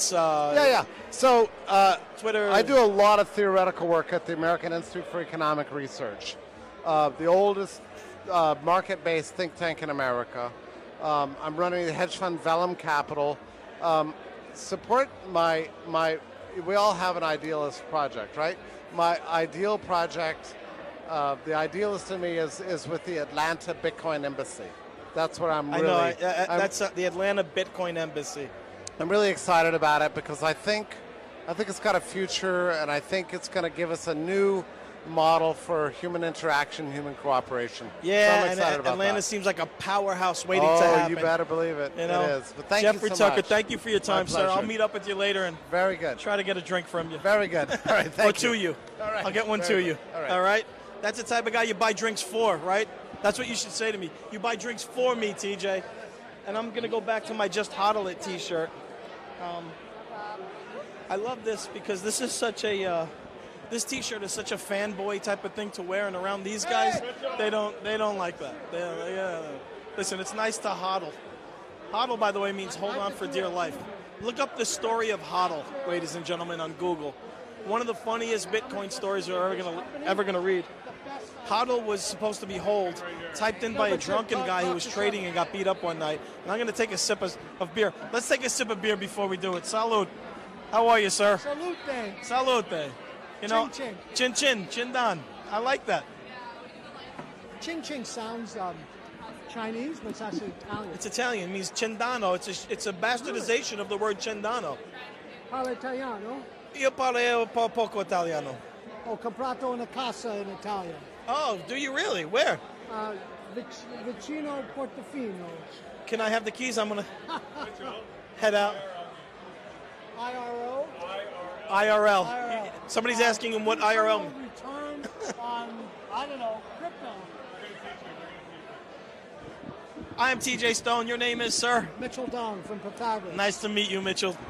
From Are we where? live now, or? We're live. Just go right up there Okay. and look. See, we're live. Okay. All We're right. very, I don't know. I wasn't holding By this the up. way, you wanted to know what IRL is. This is it. It stands for in real life. In real life. It's well, the- I'm in it right now. You're in it, and it's the, I'd say, the bit chain of television. The bit chain of I'm television. just What's making that? stuff up to sound smart. It means that we're the new wave of television where we're just broadcasting live at all times and any time. Okay. And we're sounds on good. Be Terrific TV. Okay. And, Can I ask Courtney to take a picture of us? Courtney, can you take a picture of us, please? We're all on our cell phones, only because I want to show Mitchell. I want to see. Hey, here we go. Okay. All right, we're live. We're live. Okay. That's all right. Thank Let you. them watch us live, taking photos. I'm trying to get the feed here, the live feed. Here we go. That's me. The camera adds 172 pounds on me, so got to be careful. All right, let's. Well, the camera for me You know, takes away 10 yeah, you years. look fantastic. Okay. God bless you. No, I swam a mile this morning. Really? Yeah, I did. I drove a mile. You drove it. Where did you swim a mile? I swim at the Chelsea Rec Center. Really? It's a swimming pool that's 2 blocks from my house. Yeah. Okay, so I drove a mile, eating a mile's worth of Dunkin' Donuts. What are those things called? Munchkins. Munchkins. A mile of Munchkins, a mile of swimming. There's a So- difference. So, I think a friend of mine did a study of why Dunkin' Donuts was important to people like you. That might be the because- most politically correct way of saying fat guys like Dunkin' Donuts. But go ahead. So his theory was that it's not just like eating food. While you're driving, you need to do something, right? Yeah. You need to do something with your hands, Yeah. your mouth, whatever. I could try driving, but go ahead. So Yeah. the donut serves its useful purpose is to keep your hand, your mouth, your brain occupied while you're sitting in traffic. It's yes, I agree with that. I agree with his study. Okay, His study has been validated by me. Does that make any sense? sounds good to me. I'm going to try and be a little professional here and ask Okay. you what your name is and what you do, what brings you here, and then we'll take it from there. Okay, so my name is Mitchell Dong. Right, Mitchell Don. I run my company called Pythagoras. And- Pythagoras. Wasn't there a theorem? Yeah, Pythagorean theorem. You know the Pythagorean theorem? Of course I do. Okay, repeat it. Pythagoras theorem is the thing of the guy who did the stuff back with the numbers, the Right. Greek guy. So we're quant traders. So the Pythagorean theorem, to remind you, He's the guy with the numbers, the Greek guy. in a right triangle, Of course. the sum of the square of the two sides of a right triangle equal the square of the hypotenuse. You know, my son Remember? is 13 years old and he knows. Okay. My son is probably watching right now going, Dad, seriously? So who invented the Pythagorean theorem? It was a guy named Bobby Caponelli from East 3rd Street in Gravesend. Okay. He was a garbage man. He said, listen, after work, I got to work on something. This triangle thing is bothering me. No, So go ahead, talk to me. Most people would say it was Pythagoras, but I'm Chinese, and we were taught in China that it was a guy Get by the outta name here, of, you a Greeks. guy by the name of Gogu, That's who right. invented it There you go. 2,000 years Of before course it was. Pythagoras. That's right. He just didn't like- have to put his fancy name on it. He was like, look, I'm Chinese. Here it is. Let's go build a wall. Okay, it's just like you're Italian, I'm Chinese. Right. Who invented pasta? My grandmother. She The stole it from you. Chinese, The Chinese. I know. And I want to say thank you for it. And I also should be a little angry because all of this is the direct result of pasta. Okay, so you asked me who I am, what my company is. My company is Pythagoras, Okay. and we're traders of Bitcoin and large Hold on. cap I just crypto. thought of something. Who was the first guy who invented it? The Chinese? Gogu. Your company should be Gogu. Well, our Chinese subsidiary is Gogu. Can I actually be able to work for you? I should be the COO of something. I don't know. Right. The CFO, Chief Fat Officer. Go ahead. I can So- do this all night with the stupid So fat checks, but go ahead. we do Bitcoin and crypto arbitrage. So a really simple concept. We buy low, sell high every second. Every Second. second. Yeah, so we write software, Oh, wow. automated programs that, for example, if we see that the price in China is higher, than the U.S., we buy in the U.S. and sell in China every second. You're trading by the second. So automated program, Automated program. software that we develop. Software. We have a team of programmers, That's. coders. And can the layman buy it and install it and use it? Is that the idea, No, or no, is no. it just specifically to make money? We only use it to trade our money Oh wow! because Can I give you a few dollars? Can I give you for the thing? Put Got it it. on the thing. look, All look, right. I got his He's gonna- dollar. he's gonna I got put- his money raised. Just put- I gave. That's right. How long? Turn this into something, will you How please? long? I know, but I'm gonna try to make it How nice. long? How long have we been talking? Already, I gave him the Yeah, pitch. just give him my money. He gave me all his Give him money a beer. already. Take my cell phone. Here's my wallet. Put it into theory. Yeah, that's right. That's what I'm trying to do. I'm trying to turn it into Say- bitcoins. say, I should just I'm a leave smart right man. now. Once I get your money, I should just leave. Right? Yeah, why not? No, that would make you Italian. Ah, I but trust also- you more than. I don't know. I don't know. if I would Some trust- Chinese guys. I wouldn't trust the Yeah. Chinese. But anyway, we stream prices That's incredible. from 25 exchanges in Korea, Japan, China, Hong Kong, U.S., and we're looking for price discrepancies because it's just like way back when IBM first went public. Yeah. It was traded on 20 exchanges around the world. When gold was first publicly traded, Right. it traded on 50 exchanges around Right. the world. And there used to be arbitrage opportunities. But you can't do that anymore. But with crypto, because it's a brand new, inefficient And it's volatile. And, market, right? it's volatile. Crypto or Bitcoin's traded on 200 exchanges, and the prices are all different. All over the place. And look, if you can make 1% every second, That's not, right? a lot of percentages every minute. And you can swim for a mile in the morning and nobody Yeah, right, bothers you. Right, exactly. So that's so. How long have you been working on this? So- Is this a derivative of? Is this a sort of a technology that happened in the, for lack of a better word, the normal business world, the normal financial world that you then applied to Right. Bitcoin? Right. And, No, and I mean, so- arbitrage is old. Arbitrage is, yeah. Buy low, sell high. I mean, like, But now the difficulty is obviously that you have to apply it to all. Are there specific exchanges that you apply it to? Of course. Yeah. Our biggest risk is counterparty risk because, Yeah. like, the concept of buy low, sell high, like, that's a no-brainer, Right. It's business, right? But you got to select where you do it and how you do it, and the execution is in the details, because you could be on a wrong exchange and get hacked and lose all your money on that one exchange. Or if you don't have the right software, if you don't have the right setup, you could pay like too much in taxes. The government can shut you down. So the beauty it's all in the details. It's on how. Sure, there's how a you lot execute. of details, but my thought is, okay, it's every second, theoretically, right? Or Right. specifically No, specifically, it's every second. How how do you, like, if Bitcoin is falling, over the course of a day, and how do you know within the second that it's going to go back those little upticks? We buy low, sell high in the same second. So wow. So at the same time, let me just try to process that for a second. That's not working. Go so ahead. simultaneously, there's a buy and a sell at the same time. I send out 2 orders at the same time. Buy Bitcoin at 10,000, sell it at 10,100, 1% spread in the same second.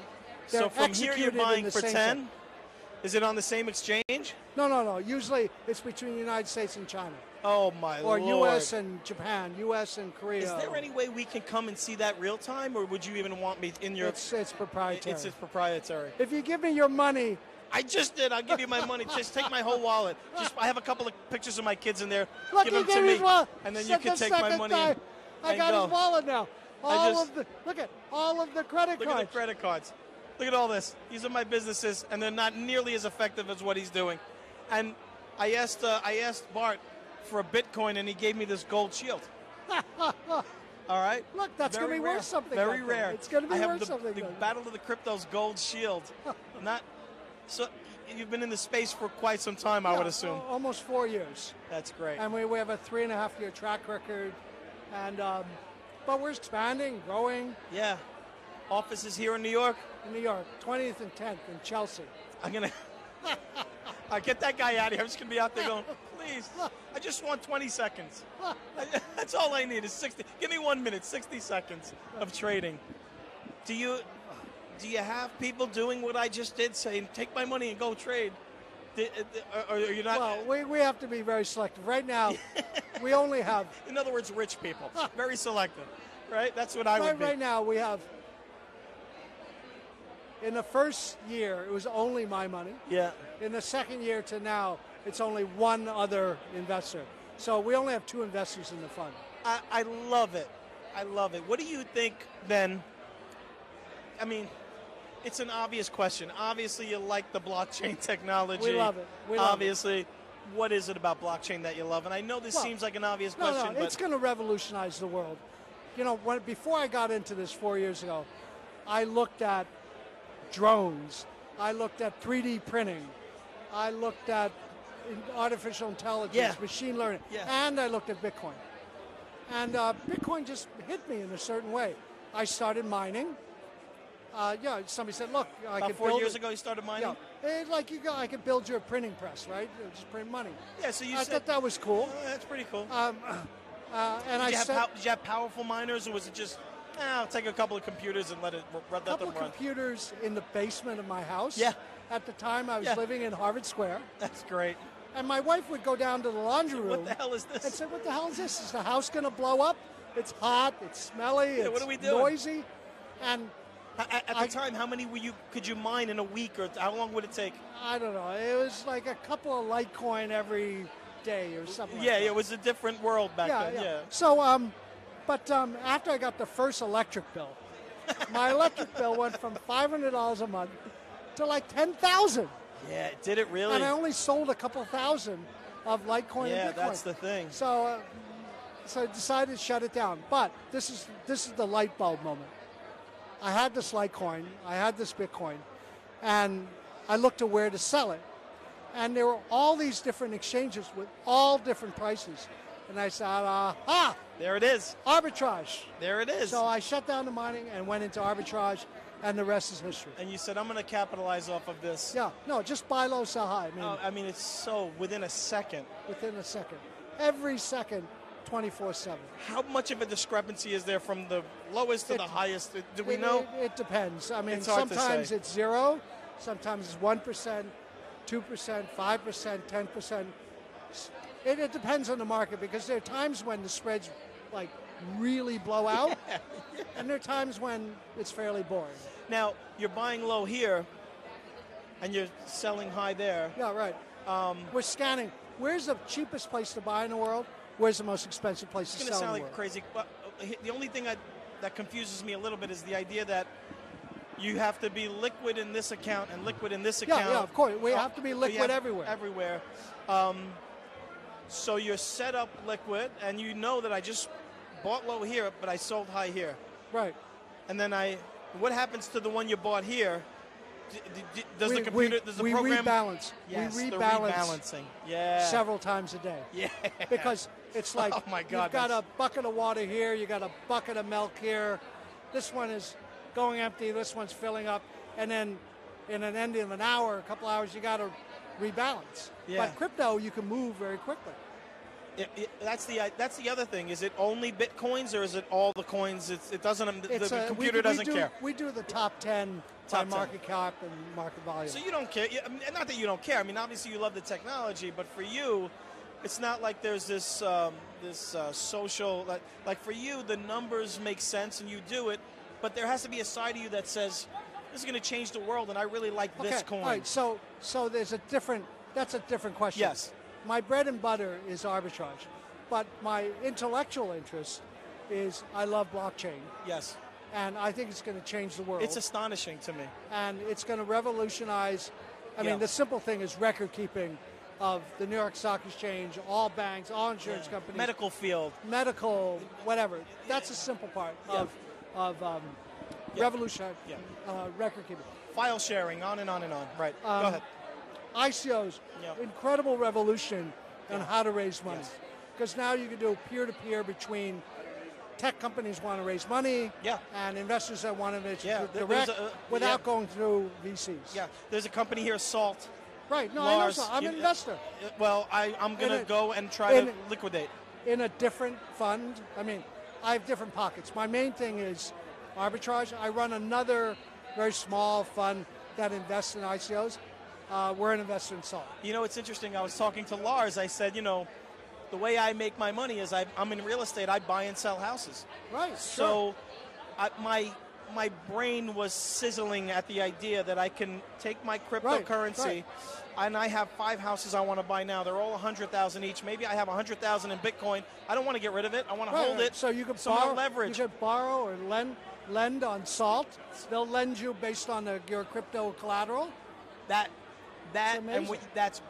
what I mean. That's why really, we invested in Salt. Thank you. You're going to allow me to go buy and sell houses in New Jersey. I appreciate that. I'll take photos for you. I have to go run. Go. And meet some other funds. I want you to go drink and have fun. Thank you so much for your time. My name is TJ. TJ Stone. Can I get your card and stuff? My partner Michael right there has the cards. He won't let me keep them because he says TJ, I'm very irresponsible. Ciao, ci vediamo, e presto. Chindan. And I wish I knew a thing to say in your language. I only know a little Japanese. Say Joygin. Joygin. You know my son? I mentioned him a couple times. He's 13 years old, lives in Brooklyn, speaks better Chinese than all of my Chinese friends my age. All right? So I'm going to learn from him and come and see you, sir. Thank you so much for your time. Okay, God bless you. Good luck. I really enjoyed it. Thank you. Me too. Thank you so much. Okay. Well, there it is. Cheers. Chin chin. Okay. Ciao. Salud.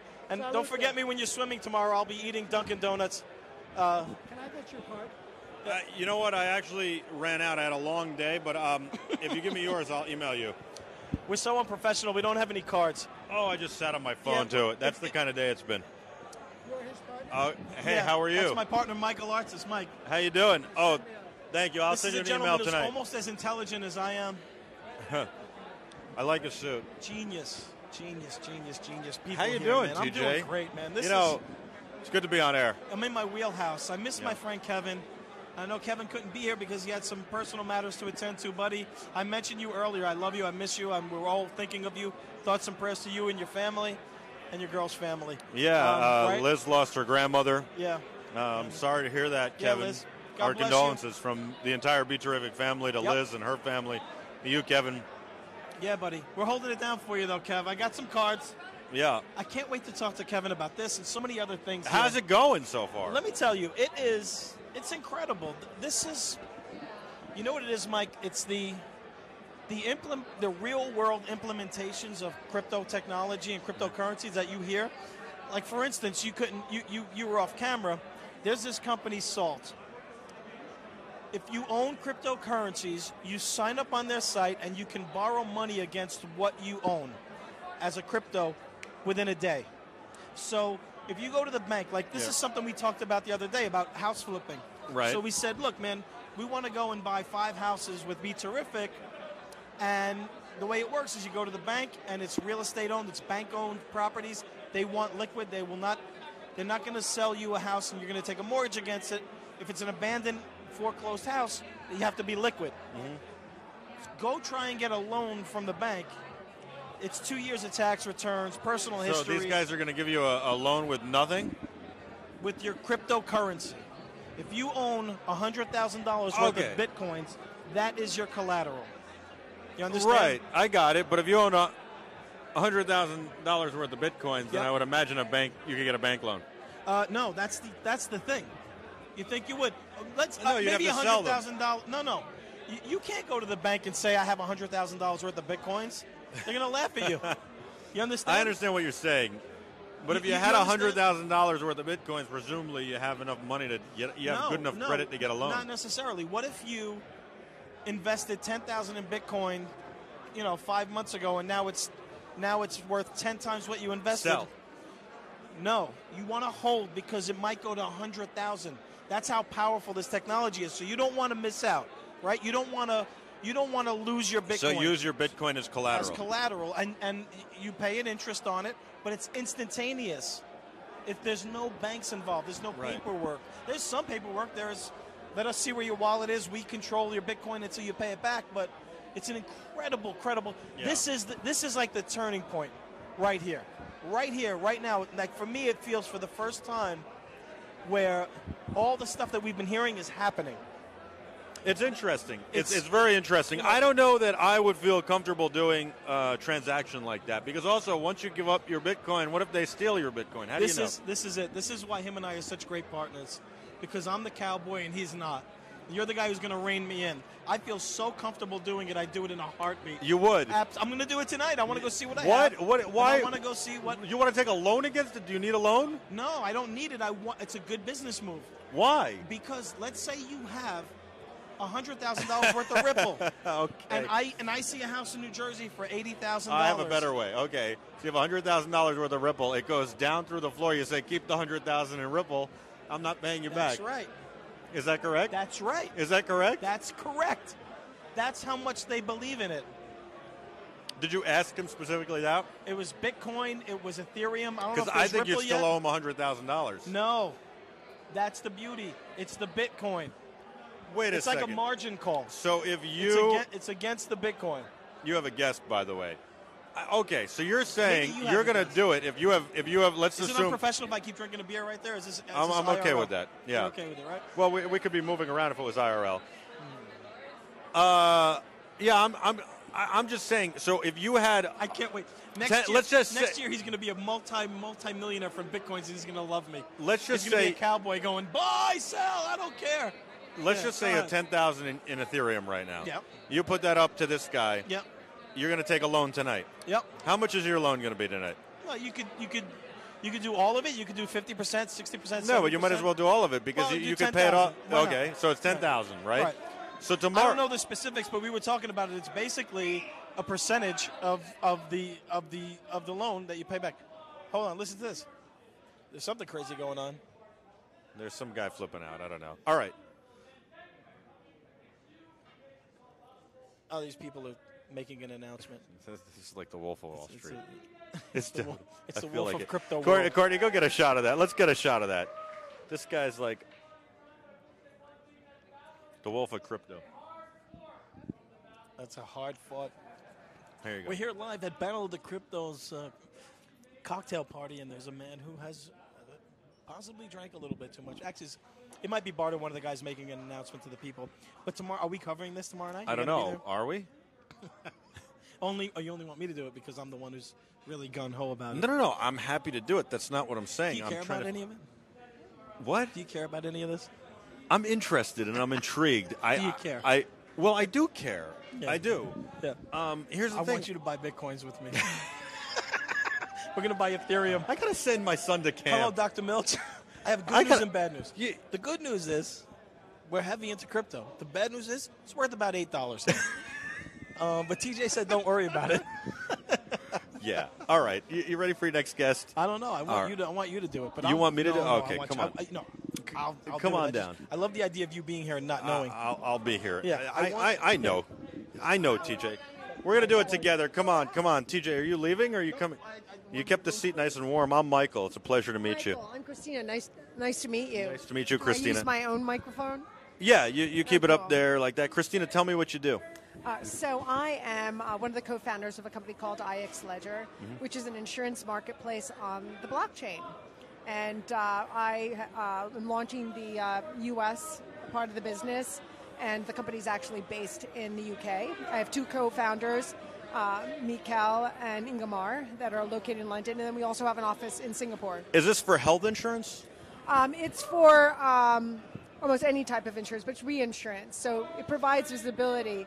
Insurance actually has very fragmented data, right? And so the ability for a reinsurance or an insurance company to be able to see, all aspects of, all pieces of data, be able to follow the workflow. Be able to have that dashboard to be able to manage that process is a valuable tool in the insurance space. So you're using the blockchain technology to decide, well, not only to decide, but to manage insuring people. The celebration over there. Walk me through, how that process works. The process of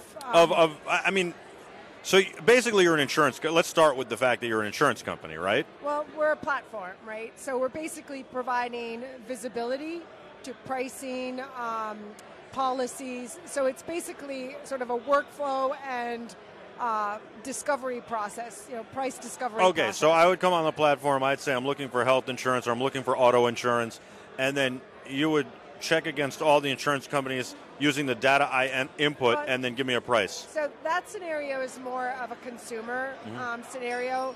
The one that we're working on currently is more of a B2B scenario in which the workflow is really to make it easier to be able to see all the information relative to particular policies that they want to reinsure. So it's more of a B2B than sort of the distribution play in which you're looking for consumers going to a website looking for a particular product. So several times insurance companies will sell their policies to other insurance companies. Is that what this is for? Exactly, right? Okay. So it streamlines the process with workflow, discovery, data, and makes it sort of easier for them to be able to manage that process. How does the blockchain technology make that simpler? Obviously with blockchain, there's all these ledgers out there, or there's one ledger out there and all these servers checking against it. So is it because I know that this insurance company isn't lying about these policies? Is it that simple? Is it because the computers do the work and they make the evaluation mathematically? I think it's a little driven than that because so blockchain is really good at taking little shards of data from a variety of different partners, frenemies, entities that service a particular industry. And I think in the olden days, you might be able to convince companies to take all their data and put it behind a firewall and hope and pray to get paid. But if you look at the top most valuable companies in the world, you realize that those are data companies. And so people recognize that not only is data valuable, but also there's a liability if you don't treat the data properly, right? So blockchain's really good at organizing and distributing these little shards of data, and managing workflows, and that's a big part of what the insurance industry has. It's data, workflows, and managing that process, and then providing a price discovery mechanism on top of that. It's interesting. How did you get into this? So interesting enough, I had been I got involved in blockchain because I was introduced to Bitcoin when I was up at my alma mater at MIT, at the MIT Media Lab. But I've been involved with advanced technologies almost my whole career. So I was a student at MIT when the internet browser came out. And I remember I was on the founding team at Hearst's interactive group heading up technology, and then later on at Disney. And I remember those early days when people really didn't take interactive entertainment very seriously. The business models weren't great. They were paying something like, $70 CPMs at Yahoo and selling their own for like $30 or something to that effect. And so it was a lossy business model, and most of the people who actually were pulled into the site weren't even generating that much revenue. And so I quickly realized that wasn't where I wanted to be. So I ended up going to Oracle, helping take to market that middle tier that provided the security for e-commerce for companies like eBay and Amazon, right? And I remember, people were saying, well, I don't see e-commerce becoming any sort of a big marketplace because people want to shop in a store, right? So once again, they weren't in any way intimidated by this new technology. And then we co-founded a company that we took public. And I remember some of the folks that were involved with our IPO were saying, oh, I don't think this Amazon thing, it's not going to take off because people just don't want to shop online, right? So the fast forward, I went to work for a software company. It was institutional trading. Institutional trading is also a marketplace with a lot of data, and it's further along than I would say other types of fintech are, right? So I worked on that for close to a decade, and then I worked with a number of other organizations in blockchain, one of them being a car company. And so as a result of that, I started to recognize that in order to insure or to finance a car, you need a lot of data from a lot of different organizations. And so trying to get all those little shards of data requires a technology that enables the control of all these little shards of data so that they can be used and in some ways monetized through micropayments. Very interesting. I think that's it's a nice way to put it all together. MIT is certainly a great school. Mm-hmm. And then obviously using blockchain to deal with automobiles is very interesting. Are you excited about virtual currency, or are you more excited about the technology behind it, which is blockchain? Mm-hmm. It seems like you're more excited about blockchain. Well, it's interesting because I kind of think of these as sort of different facets, right? When I remember when I was first introduced to Bitcoin, people were trying to figure out whether you could hash documents and pay to store an immutable hash into Bitcoin, right? And of course, all these other iterations of blockchain evolved so that you could do a lot of different things that you can't do with Bitcoin, right? So to me, Bitcoin represents sort of a mechanism by which you can sort of embed these trusted mechanisms by which to transact, where you can see workflows, you can manage micropayments where necessary, but a lot of the interesting applications don't even have an economic layer. They have tokens that record a state, but they may not have an economic layer. But from a kind of a political perspective, when you're trying to bring a lot of entities together to build a system, it's really hard to get them to surrender their data. And so if you, by utilizing this kind of a mechanism, it enables a lot of different business models that you can't really do in a traditional system. That's because they feel safe about giving up their data because, number one, it's anonymous, and number two, or it can be anonymous, and number two, they feel that there's a safety system built in. Is that correct? I would argue a little different, right? So in some cases you can make it anonymous, but when you have frenemies around a network and it's a private network that's providing a service, you're basically telling them all, well, you have your own smart contract and you manage that, you test it. I create the binaries, you distribute it through the network. It's your control over your data and your access. And while the blockchain may only be a front door to the APIs in your back system, it's still your ability to participate in an ecosystem with full control. And the same goes for every other partner that would be on this network. So it's an easier way of getting everybody to participate than saying, hey, give me your data and trust me that I'm just going to monetize it and give you the money that you deserve. Well, and in addition to that, I think that if you're doing it and I'm doing it, then we're sharing data, which is important because I need your data just as bad as you need mine. Is that correct? That's exactly it. And with these micropayments, which is where the token layer comes in, where the economic token layer comes in, it becomes a lot easier for everybody to sort of get paid immediately instead of 30, 60, 90 days. And if it's a global enterprise, you can take this to an exchange and to your own currency versus having to go through. Right, but how do we reconcile that? Because a lot of times there are companies that are they're juggling, right? Yeah. So the reason why I might not get paid by a vendor today today for the work I've done today, and it might take 30 days or 60 days or 90 days, and the reason they ask for terms is either so they can ask for so they can earn interest on the money. Maybe they're trying to keep their balance at a certain level to earn interest, and they got to wait for more money to come in to keep their balance at that level. Or B, They're juggling and they don't necessarily have it. They're trying to balance cash flow. But I think in micropayments, it would be a very lossy process to actually have to deal with all these individuals in a process dealing with these little tiny checks. Sure. I'm thinking of bigger corporations, companies like AIG or companies like Chubb, exchanging hundreds of thousands of dollars. Yeah. Well, it's interesting because I recently took a flight from Europe, and I came back on January 6th when JFK was closed. And what's kind of interesting was that they routed us to a new airport, and I thought, I'm so glad I got my insurance, right? Well, it took like 2 months for the insurance company to decide that they didn't cover landing in a different airport, right? And some of these new types of insurance products that may not give you full coverage for all of your expenses in a certain situation will give you a guaranteed amount of money if certain things actually occur. So, for example, in the I would say maybe so the basically. farmers, You didn't land at the right airport. It cost you more money.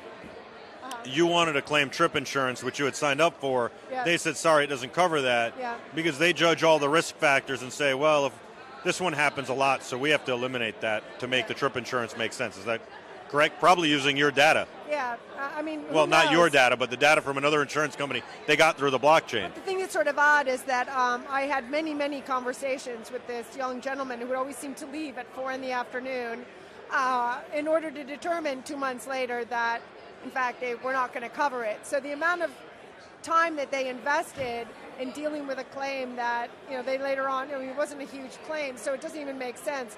This sort of parametric kind of model in which you have data that triggers whether something will get paid eliminates a lot more of the sort of litigation and some of the people costs associated with some of the claims. Well, and the fact that you don't really need that person to decide that.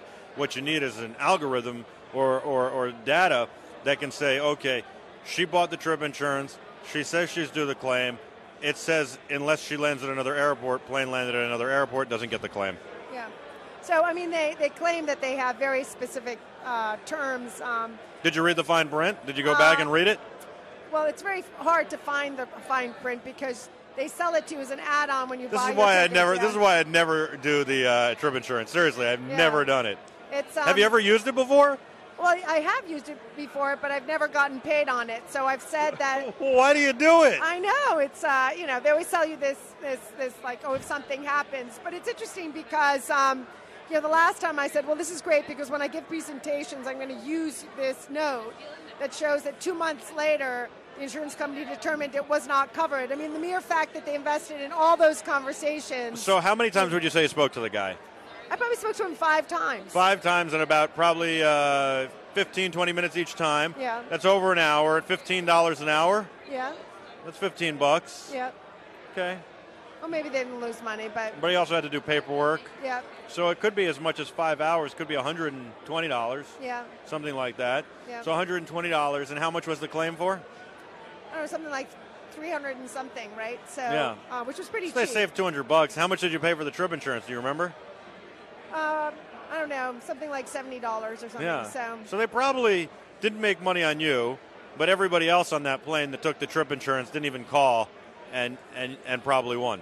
Yeah, they won on. But now at least I get to talk about it and say how bad it is, and so I'm never going to. I'm just trying to do the numbers. I'm saying no. But, it's a very because it's an interesting case study. Yeah, I mean because most insurance companies are paying 50 to 60% in claims in the United States, right? So the rest of that is like the brick and mortar side of dealing with the customers and the paperwork and all the other aspects of that, right? So it's an interesting business, and there's a fair amount of innovation and new products coming out. Is there any way that you're nervous about having blockchain answer or reconcile claims? Because the idea is like, especially with health insurance or even an auto accident, I can say I got into an accident with you, then they verify there's a police report and all that. Whose fault is it? That's decided by a police report. I don't know. Do I get to say my case? How about on the other side? I need a procedure. The doctor says I need it. The blockchain checks the doctor has entered in the system that I need the procedure.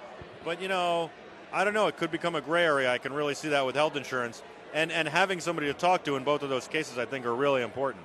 But I actually don't think that you really have that many people to talk to. Everything's just automated systems in the first place, and the companies are very segmented. So you talk to one department, they have to talk to another department.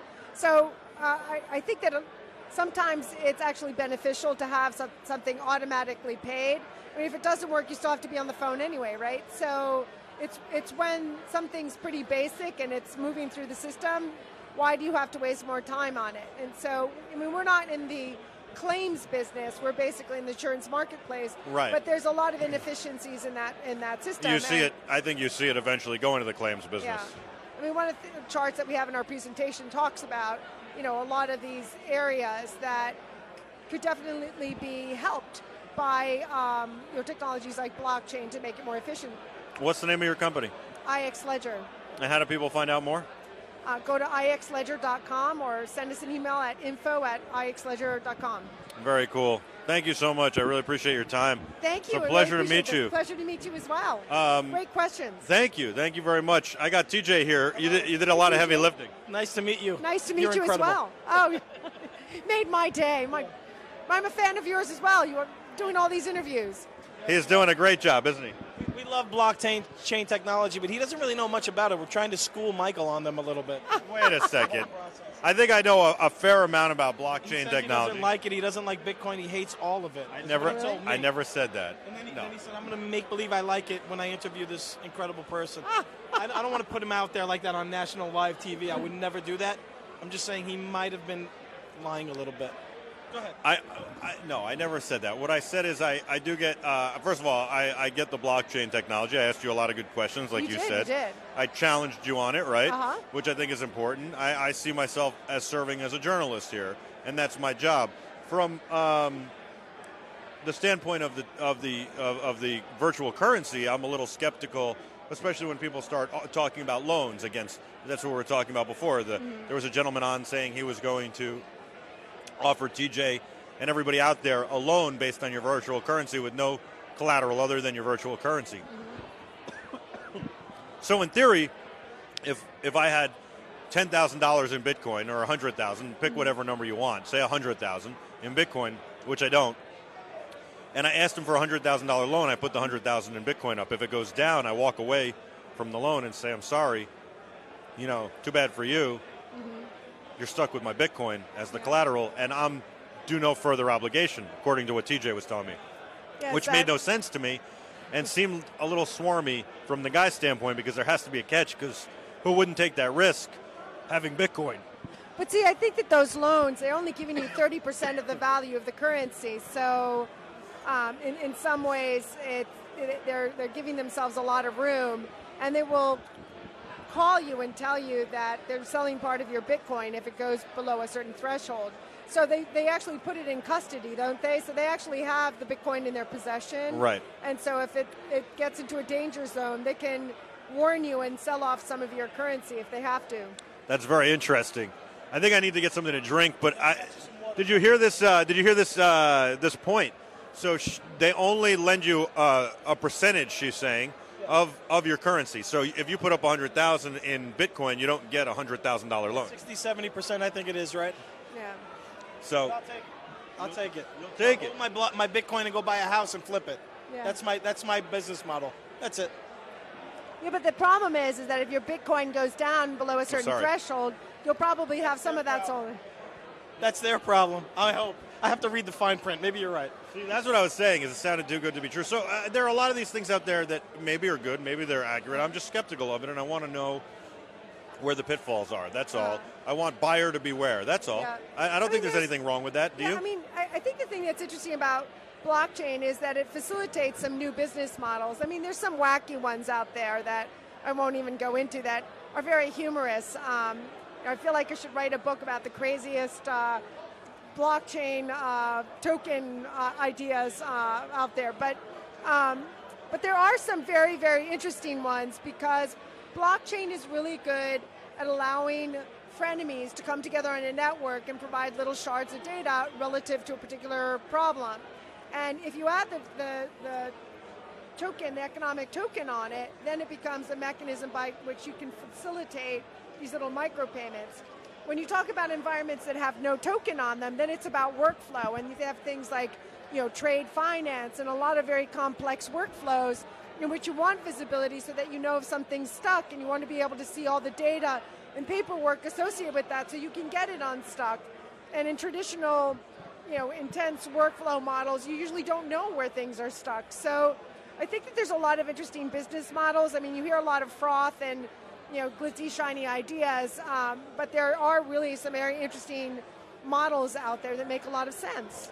I think there's a lot of good, and there's a lot to be skeptical about, so you just got to, you know, like I said, buyer beware, that's all. That's my feeling, and if I'm going to be here, I'm just going to ask the questions. You were great, thank you. It was very interesting.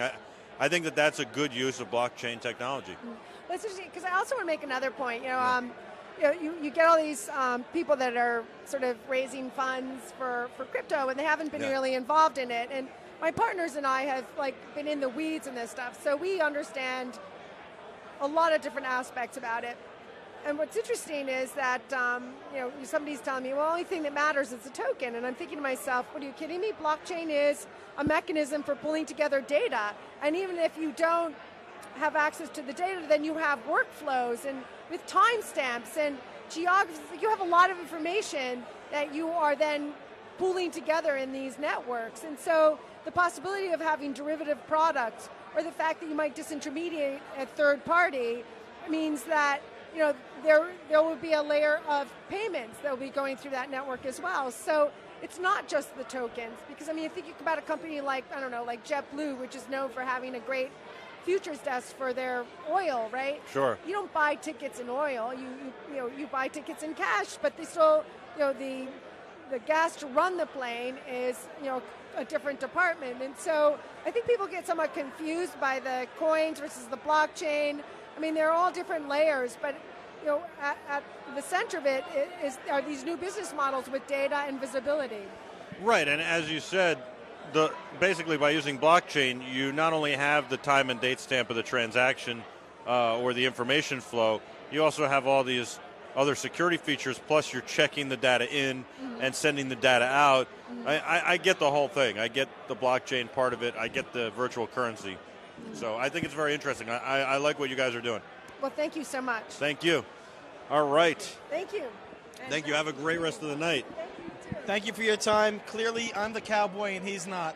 That's why we're gonna be so well together. Thank you so much for your time. Thank you. You were excellent. Thank you.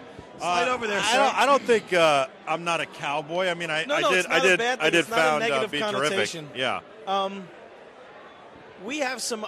I think we're going to interview two more people and then wrap it up, Mike. We have an angel investor from Florida, and we have a guy here who created an interface, a video game type of representation of what the markets are doing right now in crypto. So, is he around, or why don't we get you in here, sir? All right, go for it, TJ. Yes, sir. Hey, Mike, thanks for giving me a break to essentially drink Coronas and watch you talk to people about cryptocurrencies. How are you, sir? How you doing? What's your name? James Sowers. James, sit back, relax, and let me talk to you about some stuff. Okay, go ahead. Are we in frame right here? Courtney, is this good? Is he good the way we are right now?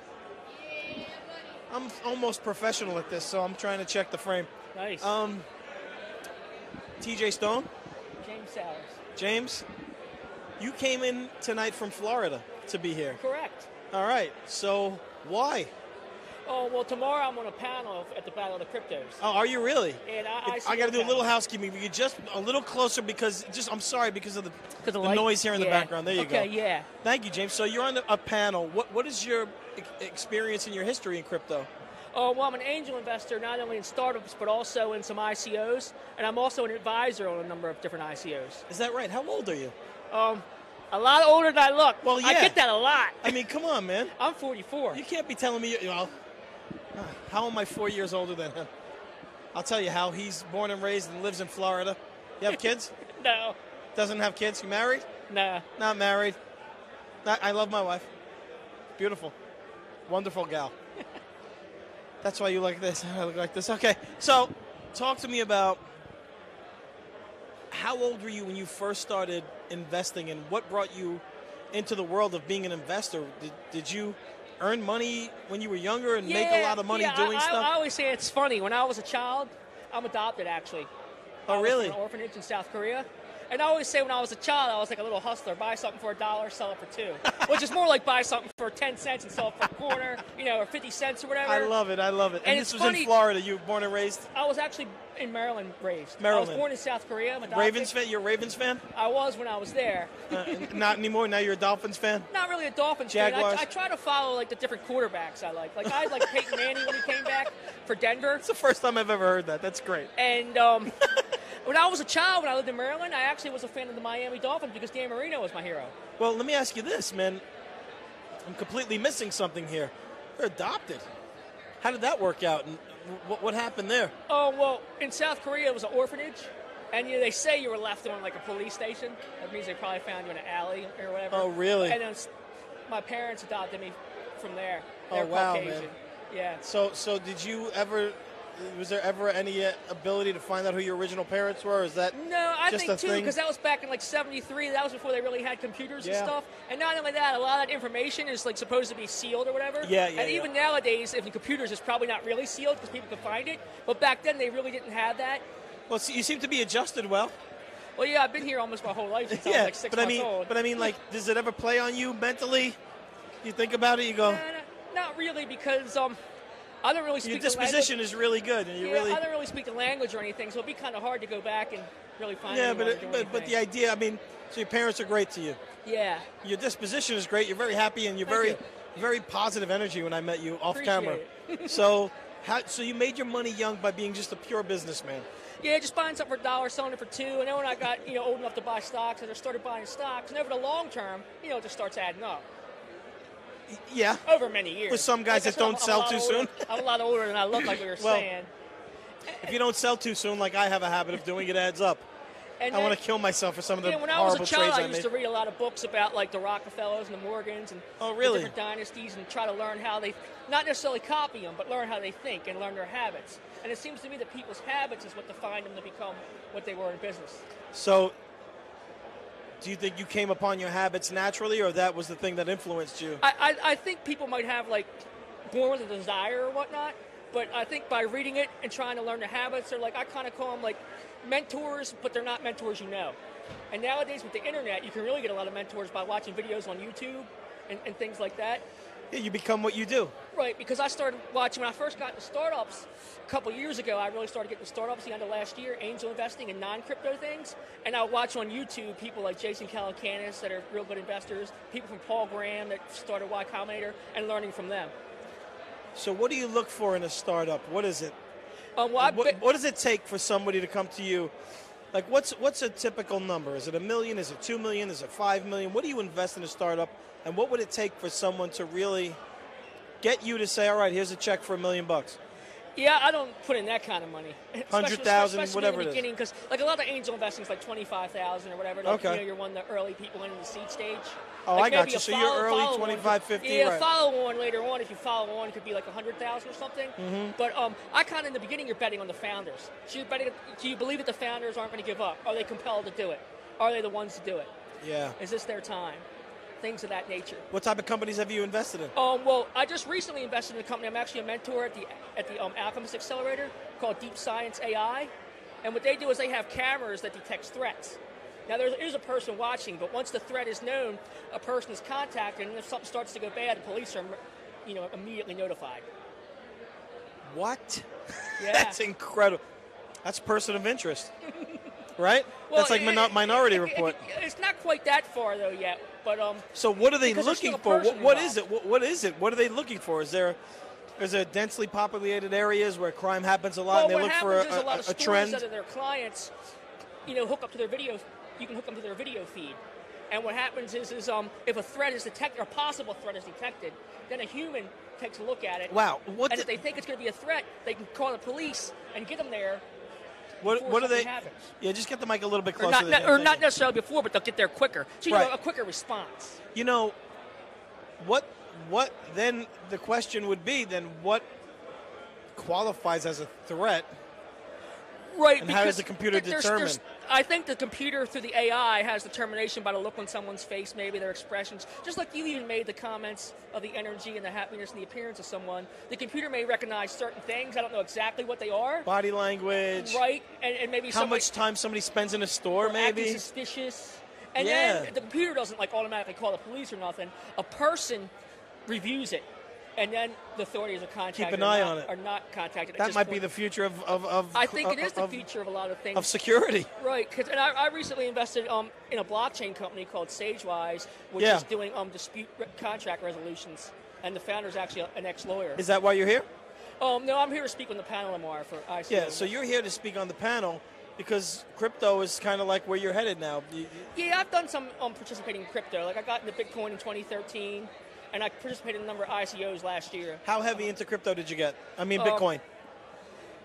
Pretty heavy into like some of the ICOs, which they called crowd sales, at the Yeah. beginning of 2017, and it just really took off. And did you get early in on Bitcoin, like well, as far it as like depends owning? on how you define early. Yeah. Like I got it in 2013, but some people got it in 2009. Well, 2013 was 4 years ago. What was it worth? And were you trading it? Did you buy it? Well, when I got into Bitcoin, it was between $77 and $100. Now, the reason I say between, because there wasn't a lot of liquidity, so when you wanted to buy $1,000 worth, you got filled at different prices. Yeah. So you didn't get filled all at 77, somewhere at 100, somewhere at 78. So you got like 35 at 100, and yeah, not quite that many. But oh, not that many. It was right, like right. around 10 point something, 11. Oh wow, But wow. so it was kind of like that. And then once Coinbase got Ethereum one day, I got into Ethereum, and it was around $9. Did you hold on till the end, or did you sell once you were making ridiculous profits? Well, some of it, what happened is it went up. I used some of the Ethereum to get into crowd sales. Human nature. I mean, to you're going participate in crowd sales. Yeah. But the lucky part is some of the crowd sales, like almost going to them, had a greater return than the Ethereum did during that time. Yeah. Just flat out luck. And that's what you're talking about is basically a coin that may be forked off of the Ethereum blockchain. Well, it wasn't really forked. It was just another ICO, and I used the Ethereum to participate. Oh wow. That's how people use it. That's really It's good. kind of interesting too, because since I was coming to New York, I actually am an advisor on a company for equity called Compound that's here in New York that does real estate. So I was over there visiting with the workspace Oh really? today. I buy and sell real estate in a day. That's what I do for a living. Great. But we also have the production company, and we're streaming live to Twitch TV right now. We're taking on a new angle where we provide live, in real life streaming to Twitch TV, and we started covering these crypto events because I'm so interested in it, and I just believe it's the future. It is the future, and it's interesting too because I think the technology is like where the '80s was in the internet. And nobody knows about the prices of the coin or where it's going, but I think something like Hashgraph could be like the next big thing in blockchain. I'm actually working with a company now called CoinXEO that's thinking about building on Hashgraph. Yeah, I heard of it. Listen, we got to wrap it up because we're great. getting a hard out here, but I wanted to say thank you so much for your time. And I appreciate you coming. We're going to see you tomorrow night, and we'll be looking forward to you. Oh, you're going to be at the Battle of the Yeah, Crypto we're going to be there tomorrow night. I'll be there. And we're going to hopefully get a chance to talk to you some more, I appreciate sir. it, man. Thank you. Have Thanks some a lot. fun. Nice Give me a meeting you. website or whatever. Yeah, Twitter handle. My at Primal Key is a Twitter handle. Website? TokenizeMyStartup.com. Google.com is my website. All right, James, thanks. thank you, buddy. Thank you. I appreciate it. All right, listen, we're going to wrap it up now. Thank you for your time, buddy. And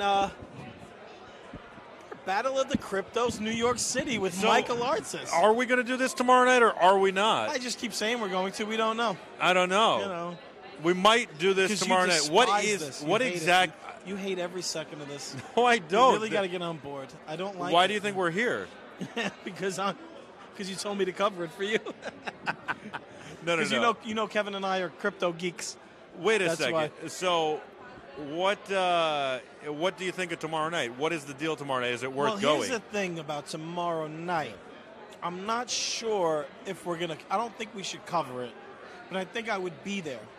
And I don't think we should cover it because there's going to be essentially a string of speakers. You know what we could do is maybe just, tap into the mics on stage and set up some static cameras and broadcast the speakers and the panel. And then will we want to interview them afterwards? We might, yeah, if they're up for it. All right, we're going to let you know. Yeah, How's we'll that let you know. sound? We'll let you know. There's idea. another event called Battle of the Cryptos tomorrow night, and Yeah. we may broadcast live from there. I think Bart would like that. I think it would be cool for the people to see if we could pull it off.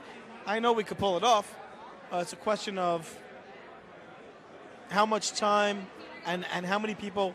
Look, we don't have to interview people afterwards. The question is it worth it? Do the viewers want it? Is it worth it? Is it interesting? I think it would be. It would be. I think it would be. We'll talk to Bart about it. We're going to talk to Bart about it. We're going to figure it out. I mean, it's either that or have someone follow me with a camera in my daily routine. And we're doing that anyway, well, aren't we? at that point in time, I'd be taking a shower. I didn't mean tomorrow night. Then I'd be on the couch. We got a lot of new show ideas today too. Couch. I had a good. Well, you were there. We had a good meeting. Yeah. What did you think of the city facilities that we're looking at? Astonishing, man. Pretty amazing. First of all, right? we're in Cumulus. We walk by 103.9, WPLJ, WABC, Nashville. It's like all these incredible radio stations. I swear to you, I yearn to get back on the radio. Like I just want to sit in front of a microphone. I was compelled. I think at one point you grabbed my shirt and pulled me. You were like, "Come on, there, guy." I was like, I wanted to go in, and my instinct was to put You like it better than this, headphones. huh? No, I love this, but I'm compelled to do this. I'm compelled to do that. But it really got my creative juices flowing, man. I want to sit in front of a mic. I want to sit down with my boys, Mike Ricca and Afrim, and do a radio show. And those two, we have 3 rooms available to us. Yeah. We're going to kill it there, too. It's funny when we talk about it and then you see it. I mean, we have 3 rooms at 2 Penn Plaza in Cumulus Radio that are available to us that we're going to build, and we're going to do radio there. Well, we're going to do live content. No, we're going to do video is live what content. we're going to do. Yeah. Why do you keep saying radio? I don't understand. Because I want to live stream the show. The 3 people like this. And we're going to do skits and video. We do live stream the show. I don't know if you noticed that. Are you okay? No, Have you had a couple drinks? No, it's not the same show. But you can't live stream. You can't live stream what you want to live stream on radio. We have a separate channel. Yeah, you could do that. No, anyway, it has nothing to do with drinks. We'll talk about I can all have this. 25 Coronas and still be fine. All right. Even though I'm leaving my wallet on the couch. It's good to see you. you. Buy some Bitcoins? No. I told you I got to send my son to camp. How am I buying Bitcoin? I'll send him to camp. If you'll send him to camp, I'll spend the money on Bitcoin. I'll send the kid to camp. Don't worry about it. You ready to sign us off? Show me how a pro does it. By the way, did you see I brought you your water when you were coughing? I did. Thank you. My That's God, any of that. And by the way, right. thank you, Courtney. What? I asked Courtney to get it. All right. I'm taking credit for you bringing him the water. The O-Nerd is watching. Hey, buddy. He's enjoying. Kinetic is watching. Kinetic. Yeah. I know. Kinetic gave us What's the up? I thanked you for the water. with the eye in it. She's freaking out. Anyway, we got to go. They're closing this place. Why? Or we're closing it's this place. Manhattan. I don't know. You don't close a place Anyway, in Manhattan. he's TJ. I'm Michael. You're the Terrifics. Thanks so much for watching. We're here on Crypto Mondays this is Battle of the Cryptos. We might be back here tomorrow night. We'll keep you posted on that. If not, we've got a lot more programming for tomorrow and, of course, the rest of the week. So stay with us. You're back tomorrow, by the way. Is that correct? Yeah, what are we going to do? What do you mean, what are we going to do? Should we go do some IRL somewhere? We should. What do you want to do? I'll leave that up to you. All right. Listen, you're the We're going to go bowling, maybe. You want to go bowling, I might have Courtney? an idea. I have By an the idea. way, did you know I got the gold shield given to me by Bart Kellerman himself? Is that the Sloman shield? This is impossible All to right. acquire. Only the very select few in the world of cryptos gets the gold shield, and I myself. Show that to the cop when he pulls you over later. See what happens. He'll be, oh my God. Ask if he could pay on this. He'll say, did you get that from Bart Kellerman himself? I was, Exactly. Yes, sir, I did. He's TJ. I'm Michael. You're the Terrifics. Thanks so much for watching. Until next time, be terrific.